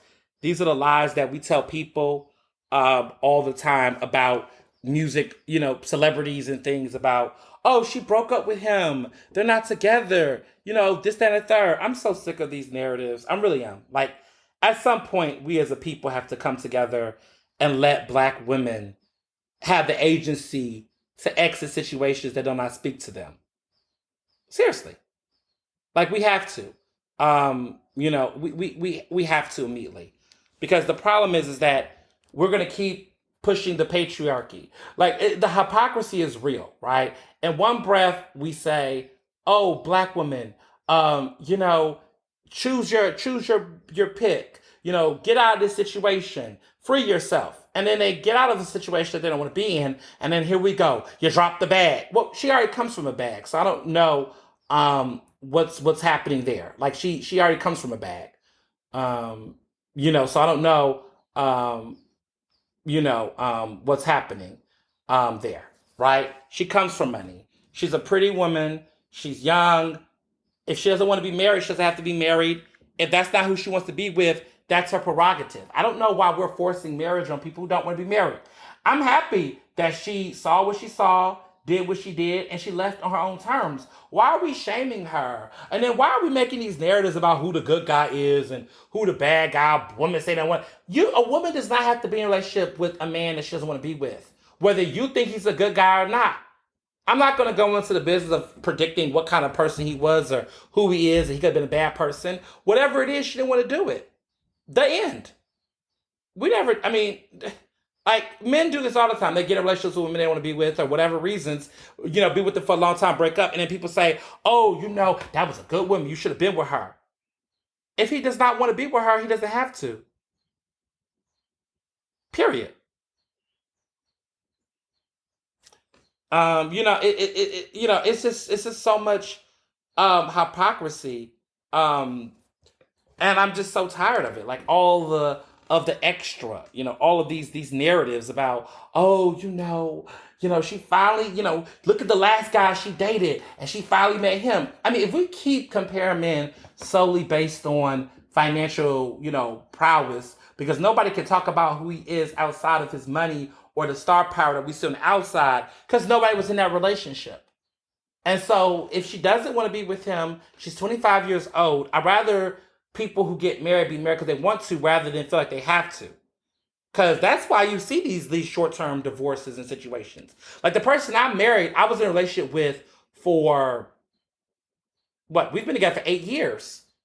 Okay? Me and Mr. Johnson been together for 8 years. We're married knowing that who we are and what we love.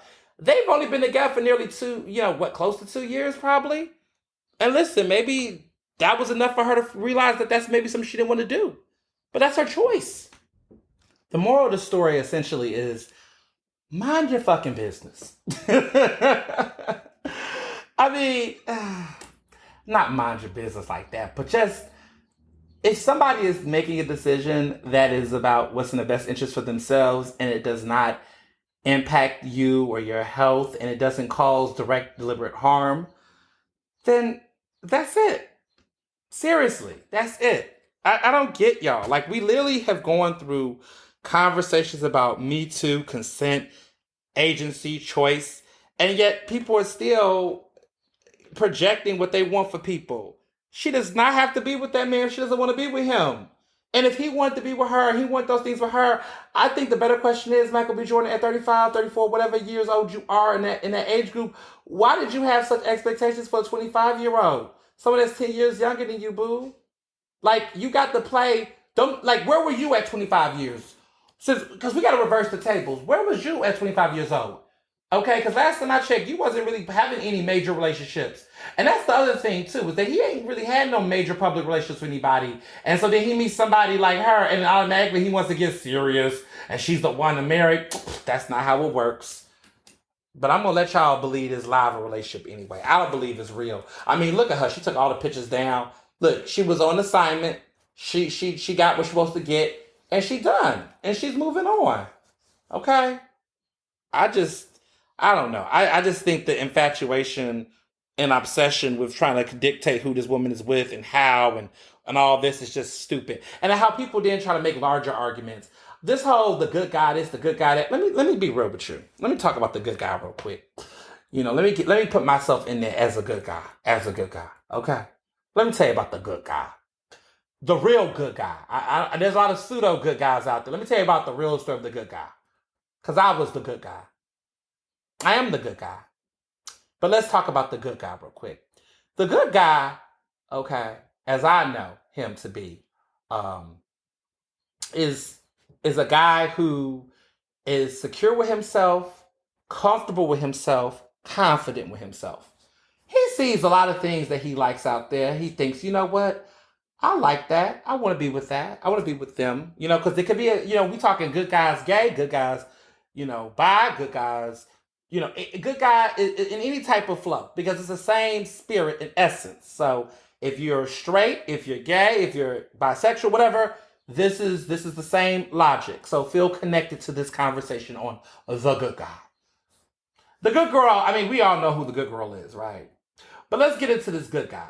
Because everybody has the good guy misread. The good guy is somebody, again, who is confident with themselves, their looks, their abilities. They are someone who, like who they are. They feel secure with themselves. They feel confident with themselves, right? They're mentally strong and they're confident.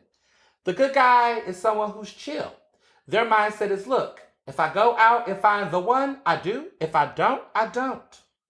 The good guy is not necessarily a pillow that's getting thrown around and tossed around.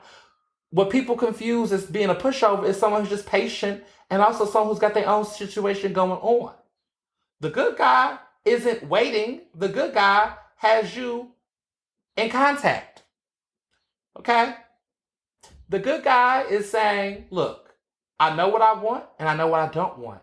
Sometimes the good guy will see that in someone and sometimes they won't. And in situations where they do, they offer more, but if it doesn't sit and then it quits, they just move on. Because the good guy always have other people in mind. And the thing is that they're only gonna put in as much as you put in back. And when the situation don't stick, they out. And they chilling.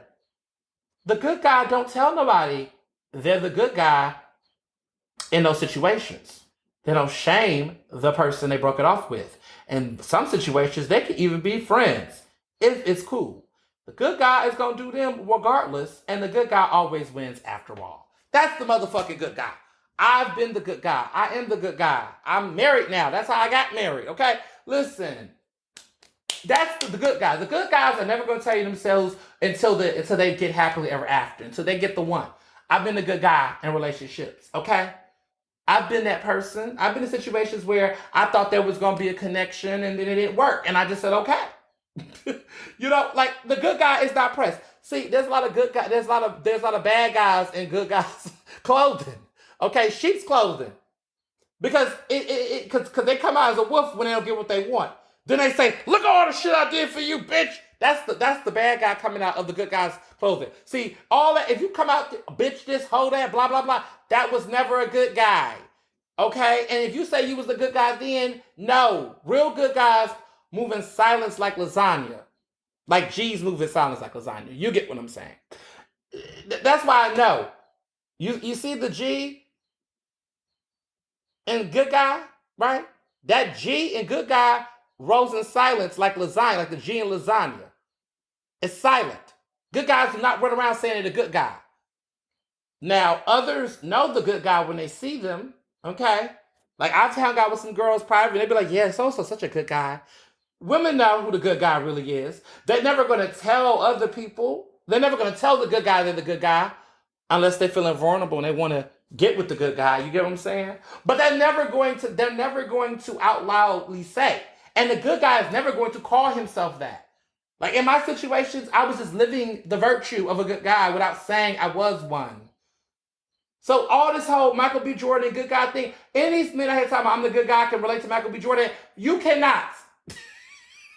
Because he's not even giving, I'm going to be respectful. He's really not giving good guy traits. His energy isn't giving good guy.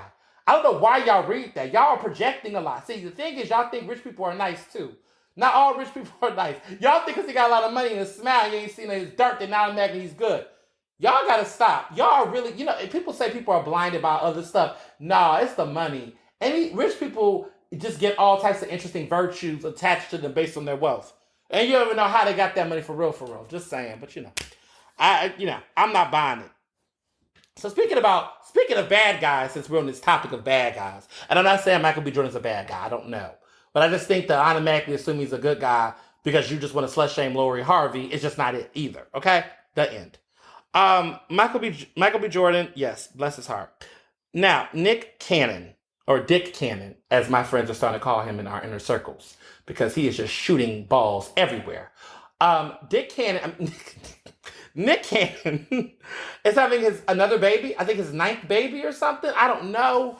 But you know what? Let me say this. I couldn't fathom why I did not feel okay with this. Again, it's not my children, but it's just concerning. So the issue with the Nick Cannon situation, and I was binge watching Ilyana Fix My Life, which was not bad, by the way. I really, really liked that show. I watched the famous Not On My Watch episode, which was about the ladies, the 6 brown chicks. If you watch this Fix My Life, it's no longer airing anymore. It's not on anymore on OWN, but it was on for nearly a decade. Iconic TV, But the thing about any man that is having multiple children with different women, I don't want to get to out of wedlock. I don't want to call them illegitimate because I don't believe children are illegitimate. But just any of that kind of stuff. First of all, you're only one person and your time, you have the same 24 hours in a day like everybody else. there's no way that you can properly give that many young children the right amount of time and care. And when I hear him talk about why he's having children and why he wants to do it, it's problematic, it's concerning, and he needs therapy. He needs to talk to someone because his rationale isn't even a good rationale. It's problematic, and and he's now responding to trauma because he lost the child, and this is very concerning. Like, I know he's got some twins, right? Them babies, as you know, Mariah Carey described her two little ones many years ago. Rock and roll. They've grown up a little bit. Adorable children. Mariah's an icon, a legend. Um, it's interesting because he keeps having kids, and it used to be a joke, but I saw this photo shoot he did with his magazine recently, and it was like balloons and birthday balloons and something, and I was just like, this is not cute, it's not giving what it's giving, and it's not funny. And it's become this running joke because, again, rich men can get away with things. Because if Nick Cannon was not rich, y'all would be calling him all kind of names. Let's keep it 100. I know people who got half the kids that Nick Cannon has, and y'all out here saying all types of names about men like that. So it's funny to you all because he's rich. Because once again, the narrative is, well, at least he can take care of them kids. No, giving money to a child is only part of taking care of a child, okay? Like, you know, they say that everybody can be a father, but not everybody can be a dad, right? And it's because the context of being a dad, right, is someone who is actually raising, providing, nurturing that child financially, physically, emotionally. It's levels to that, right? And people have gotten caught up in the whole child support narrative. Well, he's providing money for the kid to be taken care of. There is no dollar cent that a fucking child can get. And I've been having a lot of real conversations with people I know and, my family and my social circles and stuff about children and raising and how we saw the world when we were younger. Kids cannot see the money and the sacrifice. They cannot. They're innocent. They really cannot. Kids will not know the struggle. And if you're doing your job right, you don't want them to. Kids don't see all of those things. And it's not necessarily their obligation to at such a young age. Like when parents be yelling at their kids about how much money they make or spend and kids don't understand that. They don't. They hear you. They grapple some of it, but a lot of that they're just never going to feel. And you're never going to make your child feel that. You're just not. And so when it comes to talking about support through finances, when it comes to being a parent to a child, is the most ridiculous, useless thing you can do. Like yelling at a kid about how much money that you spend on them, and you're not doing anything else outside of that. Like if you're not acting like it's one thing if you're a parent raising your child in the house, feeding them, providing for them, and then talking about money too, sure. But when you're absent from everything else and you're only talking about child support or giving money in that type of way, but you're not present in that kid's life, it means it's not working. It's not helping. And so I just think the whole, I'm going to go see my 8 kids. I got to fly from LA to New York to this place to that place to see my kid once a month or a week and get a baby mama money. I think that whole lifestyle just is not appealing. It's not. It's not. It might be for the man because in his mind, there is a patriarchy being kept, right? That he could drop his seeds wherever because he doesn't have to be obligated to birthing those children, to having to deal with them day to day. So it's actually a disgusting display of masculinity. It's actually a disgusting display of male privilege because his mindset is, oh, I could go out here and multiply, right? I could just whatever. And yes, people say, well, what about the women who choose to sleep with him? Yes, right? Some of these women can make better decisions on who they want to, sleep with, right? True. All that's true. But it takes 2 people to have a child. And when you're seeing a man like him that is the one having all those multiple kids, because these women individually are with him individually. The onus is going on Nick Cannon because these are all of Nick Cannon's 8 kids. Well, all of them might have had Nick Cannon. It's Nick Cannon who has responsibility to all of those children.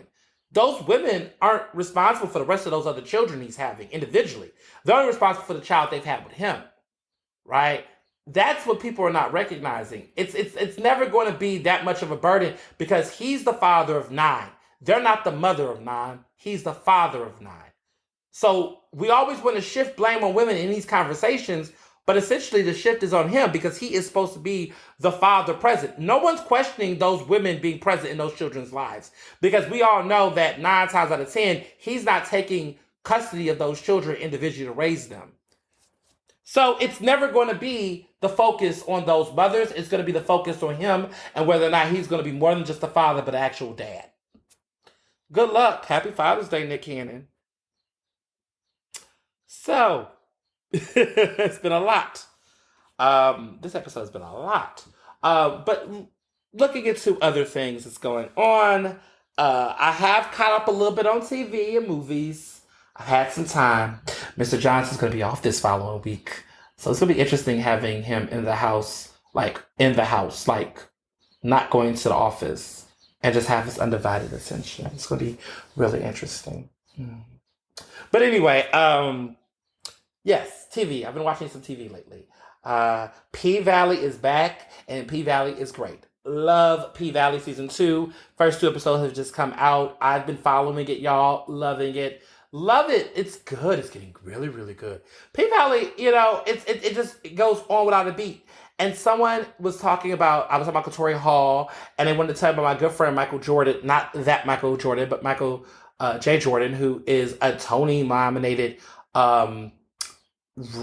nominated right now, but I hope he wins a Tony, for A Strange Loop, which he won the Pulitzer Prize for during the pandemic in 2020. 2021, he won the Pulitzer for drama.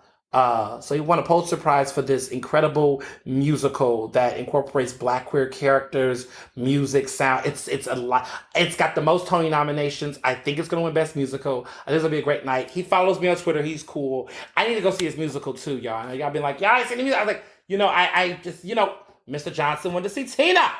And I feel like by the time I'm able to see it, it's either it's going to be like sold out. I'm not even going to have an opportunity to go see it because we wanted to go see Tina, which is written by Katori Hall. So, it's just a lot. I've never seen Broadway be this Black in a long time. Like, they've had moments, but it's getting we're getting Black again on Broadway, and I love it. So we'll see how it plays out, but I really am happy for him, and I do need to see that musical.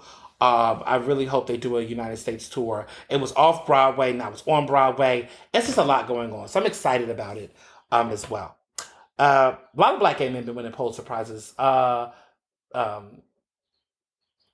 James, I'm going to go see his other great play that is in Philly right now at the Wilma called Plainview, which I'm excited about. That's happening.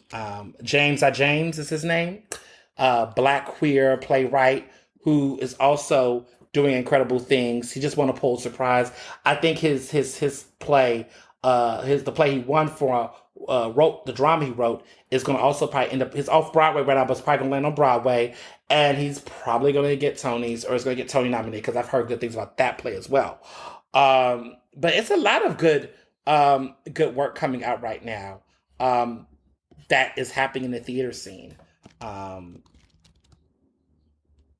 So that play, for those who want to know, it's called Fat Ham.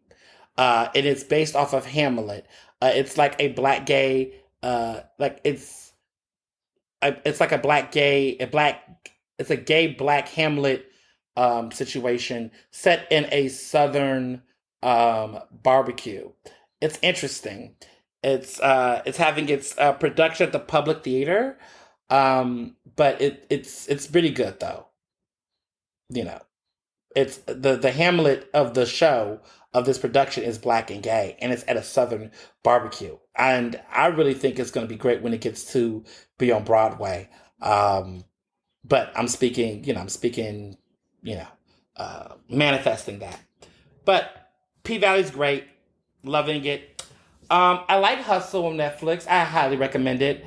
It's with Adam Sandler, Queen Latifah. It's in Philadelphia. It's set in Philadelphia. It's the big movie we all been waiting for. And normally when movies are filmed in Philly and we get hype about it, I'm always kind of like eerie because I'm like, it might be good, but you know, Philly be hyping shit up. But I must say, Philly set productions, like stuff set in Philly, has been doing pretty well lately. Like was it everybody? Everything's Sunny in Philadelphia was a hit show. Abbott Elementary it was phenomenal. How to Get Away with Murder was filmed in Philly, but it isn't identify as a school, but I think it was like the school that they picked, right? It's not a no, it's not a real college, but I think it's like Penn in my head. But anywho, that was filmed in Philadelphia, um, not in Philadelphia, but in the suburbs. But we'll count it. Mayor of Easttown, you know, the Philly accents, Delco energy, we'll count it. But this Hustle movie on Netflix is really good. I'm not into sports and stuff like that, but like I just enjoyed it, and the cameos are great. Queen Latifah and Adam Sandler play a couple. Yes, Queen Latifah is still playing married straight couple roles. Um, I don't want to say if it was believable or not, but it was interesting. But the film was great. Love the film. Very fun film. I recommend it. Um, I did not see it on my Netflix subscription because, as you all know, what I tell y'all, I'm not with Netflix right now. So, for those who are like, wait a minute, I thought you were on Netflix. No, I saw a screener because the media folks do get screeners.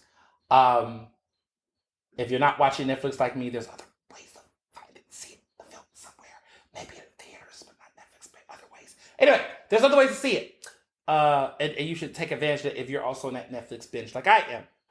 Um, Speaking of screeners that I also saw, but again, it's also Netflix, is that J-Lo documentary. It premiered at the Tribeca Film Festival, um, and it doesn't come out to the public until I think next week. So I don't know if y'all can see it yet, or maybe it came out recently. I don't remember because I don't keep up with Netflix like that. I don't know if it came out yet, because woo. It was a lot, y'all. It was a lot. It was a lot. It's called Halftime, and it did come out. Okay, it came out. Okay, it came out a couple of days ago. But it's a lot. It's a lot. It's called Halftime. There's a lot of drama going on with that performance that we find out about. You know, she was asked to cut the kids in cages from Super Bowl set, which again is the NFL, so we should have known about that. Um, you know, she had a visit to a dance studio that helped her with the political undertones. Bruce Springsteen could have made a cameo. They, felt like her concept was too controversial and wanted her to change it 24 hours before it went on. American Idol helped her find her purpose again because she talked about, her issues, her marriage, all that kind of stuff. It's interesting. But the really juicy thing that stood out to me, and I know y'all know I love her for a little bit of the mess, but some of the interesting mess that came out was that she was not happy about her and Shakira doing the performance as dual headliners. Like as you all know, it was J-Lo and Shakira's headline. And I knew that was shade because she posted the picture only showing just her and not Shakira, and Shakira showed it of just her and them together when it first came out. She wasn't happy about it. She hated it. She thought it was the worst idea ever. I think she just wanted to headline it herself. She really wasn't feeling the sharing it with Shakira, which is very, very interesting. Mm. But see, you know what? Let me just say this, J Lo, with all due respect, you didn't mind sharing your vocals on these songs with black artists like Ashanti when she was singing the songs and you was lip syncing them. Okay, you wasn't crazy about, you wasn't complaining about sharing then. Okay, a lot of these songs are not your actual vocals, sis. Okay, we know you don't write your songs and that's whatever, but you wasn't singing all these songs. These hits that you got, y'all know that wasn't J Lo's vocals leading a lot of those songs. You know it was like Ashanti and other people singing those songs. It wasn't her. You know she was lip syncing and doing audio tracks and shit, right? That's why if you notice, she's always in those concerts being like, "Come on, I'm real. Come on, come on." She don't really be singing them because those are not her vocals. So I don't want to talk. I don't want to hear you talking about sharing that stage with Ashanti. I'm sorry, Freudian slip with Shakira, who be singing her own songs. So y'all not gonna do Shakira like that. Cause whenever, wherever, those were her vocals. Okay, hips don't lie. Those were her vocals. Just saying, y'all want to play? Don't play with Shakira. Not that one. Shakira is a legend in her own right. Okay, I could just have a whole dissertation about Shakira's impact in music globally because she's a real international artist. We don't really talk about Shakira's impact enough, I feel like, but she is consistent and she has been delivering hits and good music globally for many years. A lot of this conversation around crossover, Latinx, South American music into America, she was one of those artists that helped mainstream that so that we could get a Bad Bunny and get a Rosalita and all these other artists that are out now. Just understand Shakira's impact came in, okay, and stayed for a minute and made that possible. Just say she broke a lot of barriers. Don't play with Shakira, J-Lo. Don't do it, J-Lo. You should know better. You should be happy you even had a halftime show. And if you did your halftime show, literally half the show with Shakira, you should be honored. It should be Shakira that should be looking like, why haven't I had this stage? She didn't give songs for the Olympics in Brazil. Her impact. Don't do Shakira. Just don't do Shakira. I felt some type of way. My good Judy, Shakira not going to say anything because Shakira keeps it cute. So she's not even going to entertain J-Lo. But on behalf of Shakira fans across the world, I am here to tell J-Lo, not too much, tread lightly, keep it cute. Okay, I'm done. Britney Spears is married. That was cute. I'm happy she's finally married. I'm going to keep my thoughts to myself about this man. I don't know much about him, but I found out he's in a Tyler Perry movie or Tyler Perry show. He was like, Tyler Perry. See, the only thing about Tyler Perry, because this guy she's dating now, Sam, he's cute. She could, Tyler Perry know how to pick fine, attractive men, whether they can act or not, to put them in his shows and movies. We'll leave it there. Good job, Tyler. But her wedding was cute. Drew Barrymore was there. Selena Gomez, Madonna, Paris Hilton. Where were you? Brittany, you don't got no black friends? I could have came, Brittany. She had all the white girls, okay, that we grew up with, minus Selena, that was there. I mean, she had Drew Barrymore was up in there, Paris Hilton, Donatella Versace, who made her wedding dress, and her wedding dress was pretty. Brittany looked good. Brittany looked like her old self again. Like, I don't know, that kinky blonde curl thing she's doing, that's like, yeah. Brittany's fashion has always been interesting. She's just, she can't get the Louisiana out of her, and it's okay. Her dressing has always been interesting. I've learned to like it on her. It's like cute for you, but it's like I wouldn't wear any of it. Her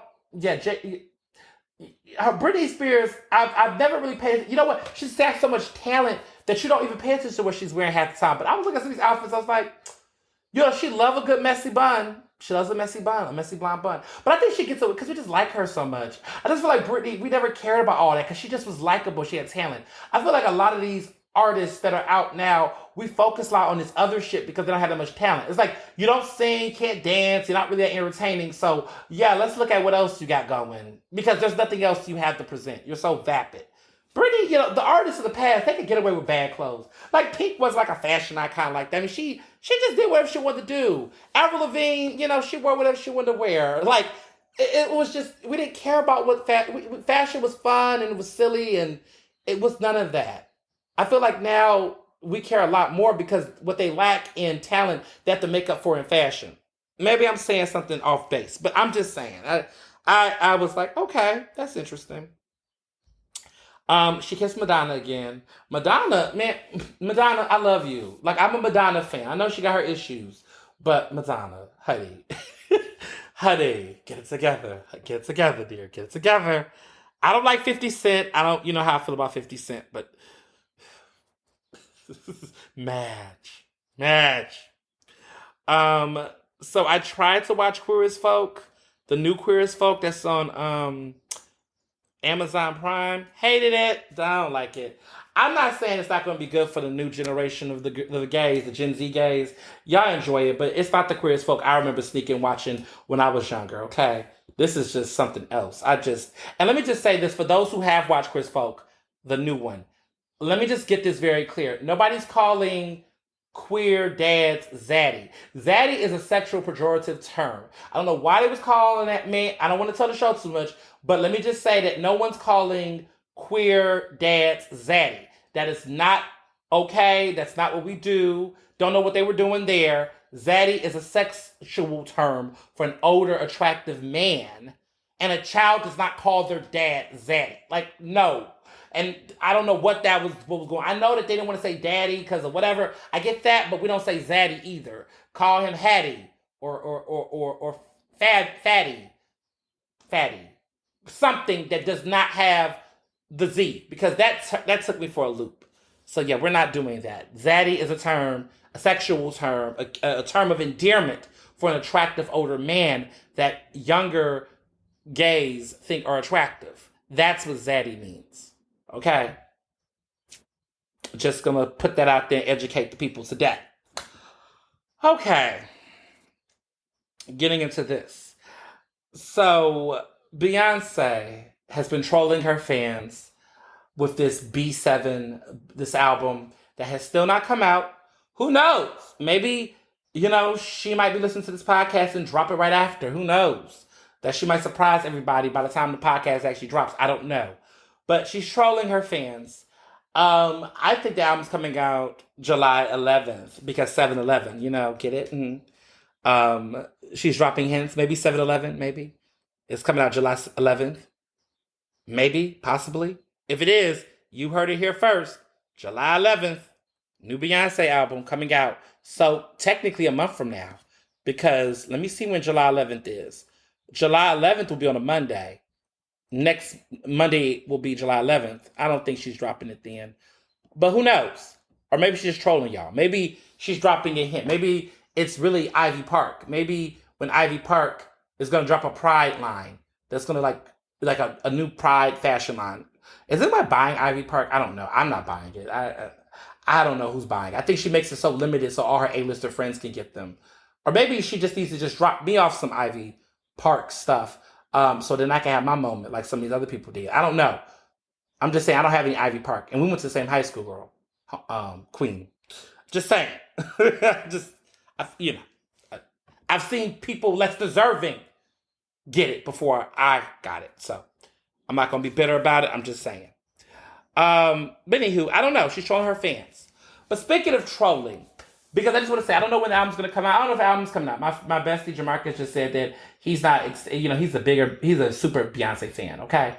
We've been, he's been in the trenches. And Amanda, I think they're trolling y'all. I think that this is just her being fun. Maybe, who knows? But god damn it, it's just, like a solo effort. No Jay-Z. We don't need Jay-Z on this album. None of that Bitcoin shit. Listen, this needs to be you. All you. By yourself. No attachments. No Disney. No Lion King. None of that. Just you. Again. One last time. Okay? This will be your 7th album. 7 is my favorite, number in my relationship. So, this needs to be your lucky number 7. Okay? This needs to be your 7th album. If this is your last album you want to give us, and then the rest will be greatest hits or whatever you do, let it be. But we just need one more last solo album. Let it be a mix of R&B, dance, whatever you want to be, Queen. Just something. Just something. It can't just end a Lemonade. Or Everything Is Love. Ugh. I don't know. That's how I feel about it. Ugh. It's not a bad album. It won a Grammy, I suppose. But I'm not crazy about Everything Is Love, personally. It's just, enough Jay-Z. We know you love him. We know you love him. But the rest of us are like, we don't need it. We don't need it. Speaking of which, so this situation with Saucy Santana, it's become, so people who don't know who Saucy Santana is, because I know I have very diverse listeners. Saucy Santana is a black gay rapper. He has a really popular song called Material Girl. Not the one by Madonna, but him. It's cute. They both are bops. He's just a wonderful, iconic queer artist. Well, he has a new song coming out. I don't know what the name of it is. I think it keeps changing the name title, but it has this famous hook from Crazy in Love.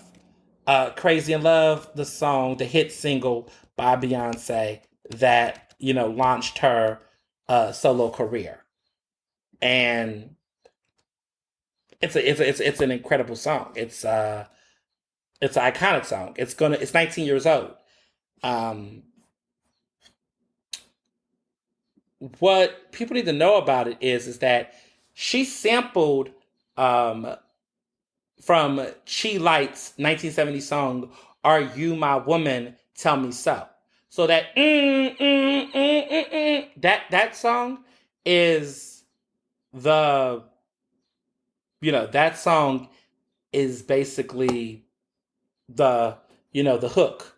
A lot of people who don't listen to music back then probably do not know that, and I get it. I get that a lot of people may not know that, but to be very clear, it is an iconic song. It is an important song for music and whatever. Rolling Stones ranked in the top 20 of their 500 greatest songs of all time. So it's yeah, it's a big damn deal.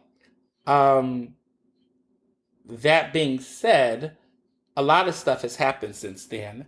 Um, you know, I heard the intro, and a lot of people thought when he used a sample that he had to go to Beyonce to get the clearing. But Beyonce sampled it, so you can't ask the sampler about a sample. You have to go to the original people who hold it. So when I heard that beat that came out like 50, like that beat is like that. Wow, we're getting old. That beat is now. Uh, that beat came from 1970, so that beat is like over 50 years old. Beyonce used it 20 years ago, so that beat was about 30 years old when she used it. So that beat is 50 years old. It was 30 years old when she sampled it. Now her song is almost as old as the Chi Light song. Oh my God, we're getting old. So it's wild. When she's it's wild. So the song came out in 1970. So it'll probably cost that much for them to use that beat like Beyonce did because it's now 50. So who knows how much that background beat sound. But a lot of people thought that Saucy Santana had to use that sample, which she never confirmed or said, and I don't think he directly said as well. But he benefited off of the narrative and the presumption that this was the narrative, even though I was always suspicious of the whole ordeal to begin with, that he went to Beyonce because it's not Beyonce's sample. But a lot of these people are not listening to music, don't even know that a lot of this stuff is. Like a lot of people don't know that in Naughty Girl, when she opens up that I like to love you, that's not even her either. And you know how I know is because when they hear other artists like the original Donna Summer who first sung that, they think that it's Beyonce. And originally, so someone said, which was so disrespectful, said, "Who's that girl singing that song, Naughty Girl from Beyonce?"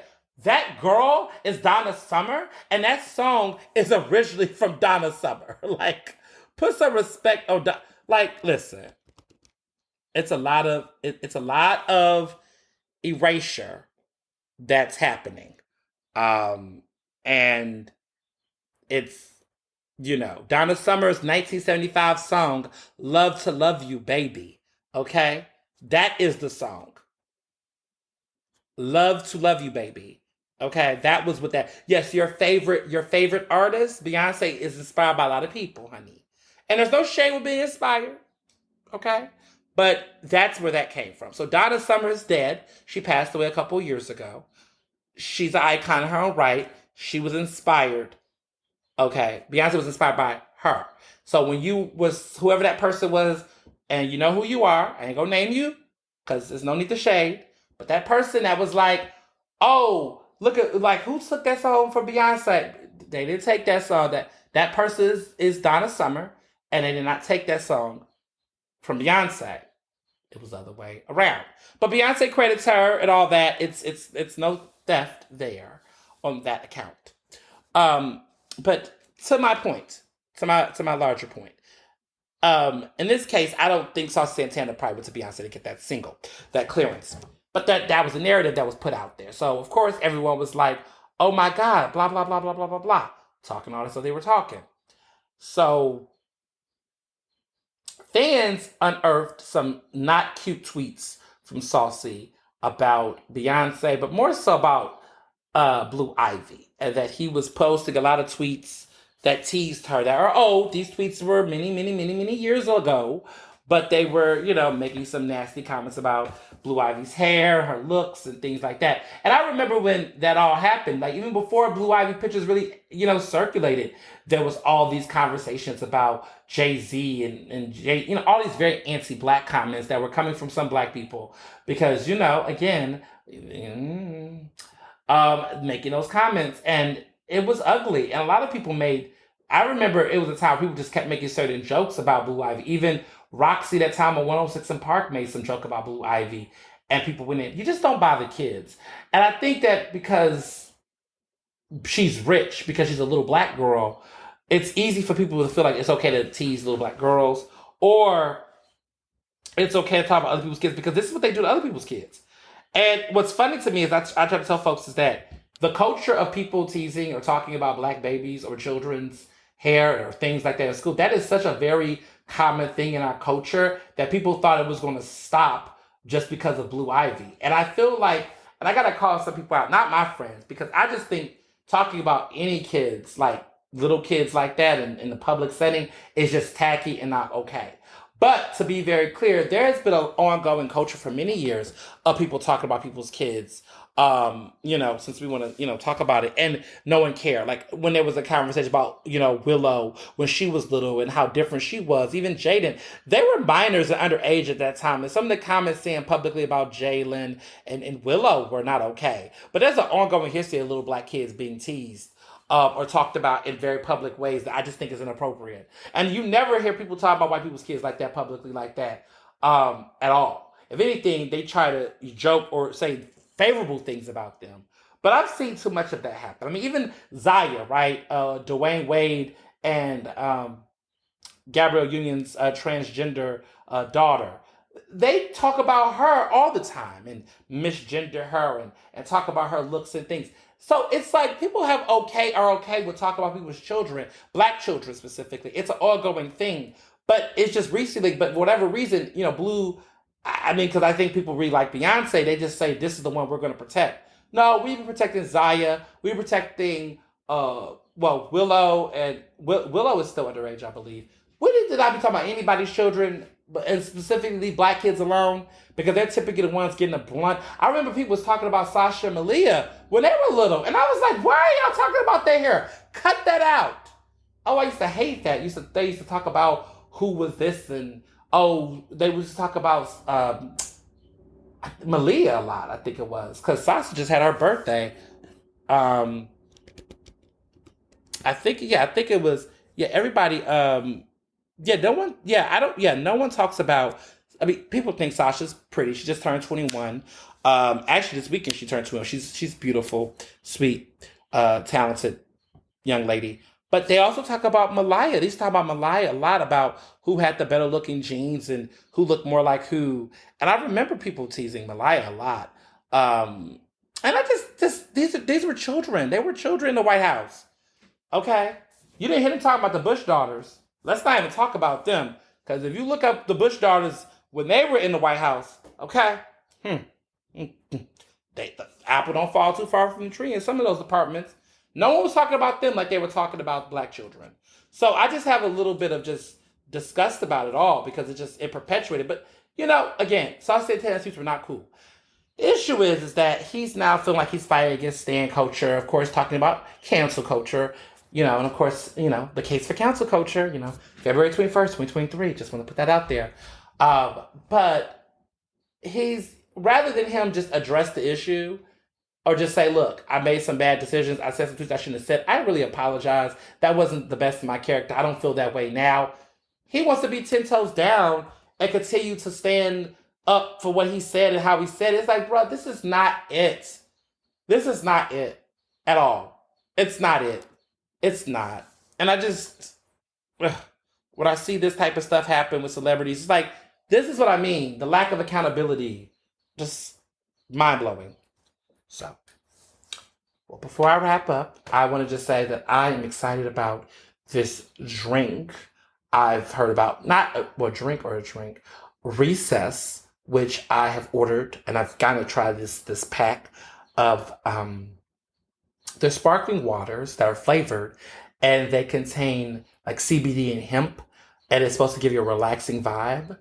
And I've heard so much about this, and I'm like super excited to try it. So if I like it, I'll update you on. And I like I love my Spindrift and stuff, but I love my sparkling waters. But I really want to see what this recess is all about. So until then, as always, be well and be best. Earnestly Speaking is recorded in Philadelphia, Pennsylvania, and can be found on Apple Podcasts, Google Podcasts. To stay up to date with the latest on the show, follow me on Facebook, Twitter, and Instagram at Mr. Ernest Owens. Use the hashtag Earnestly Speaking to tell me what you thought about this episode, and check out my website at ernestowens.com.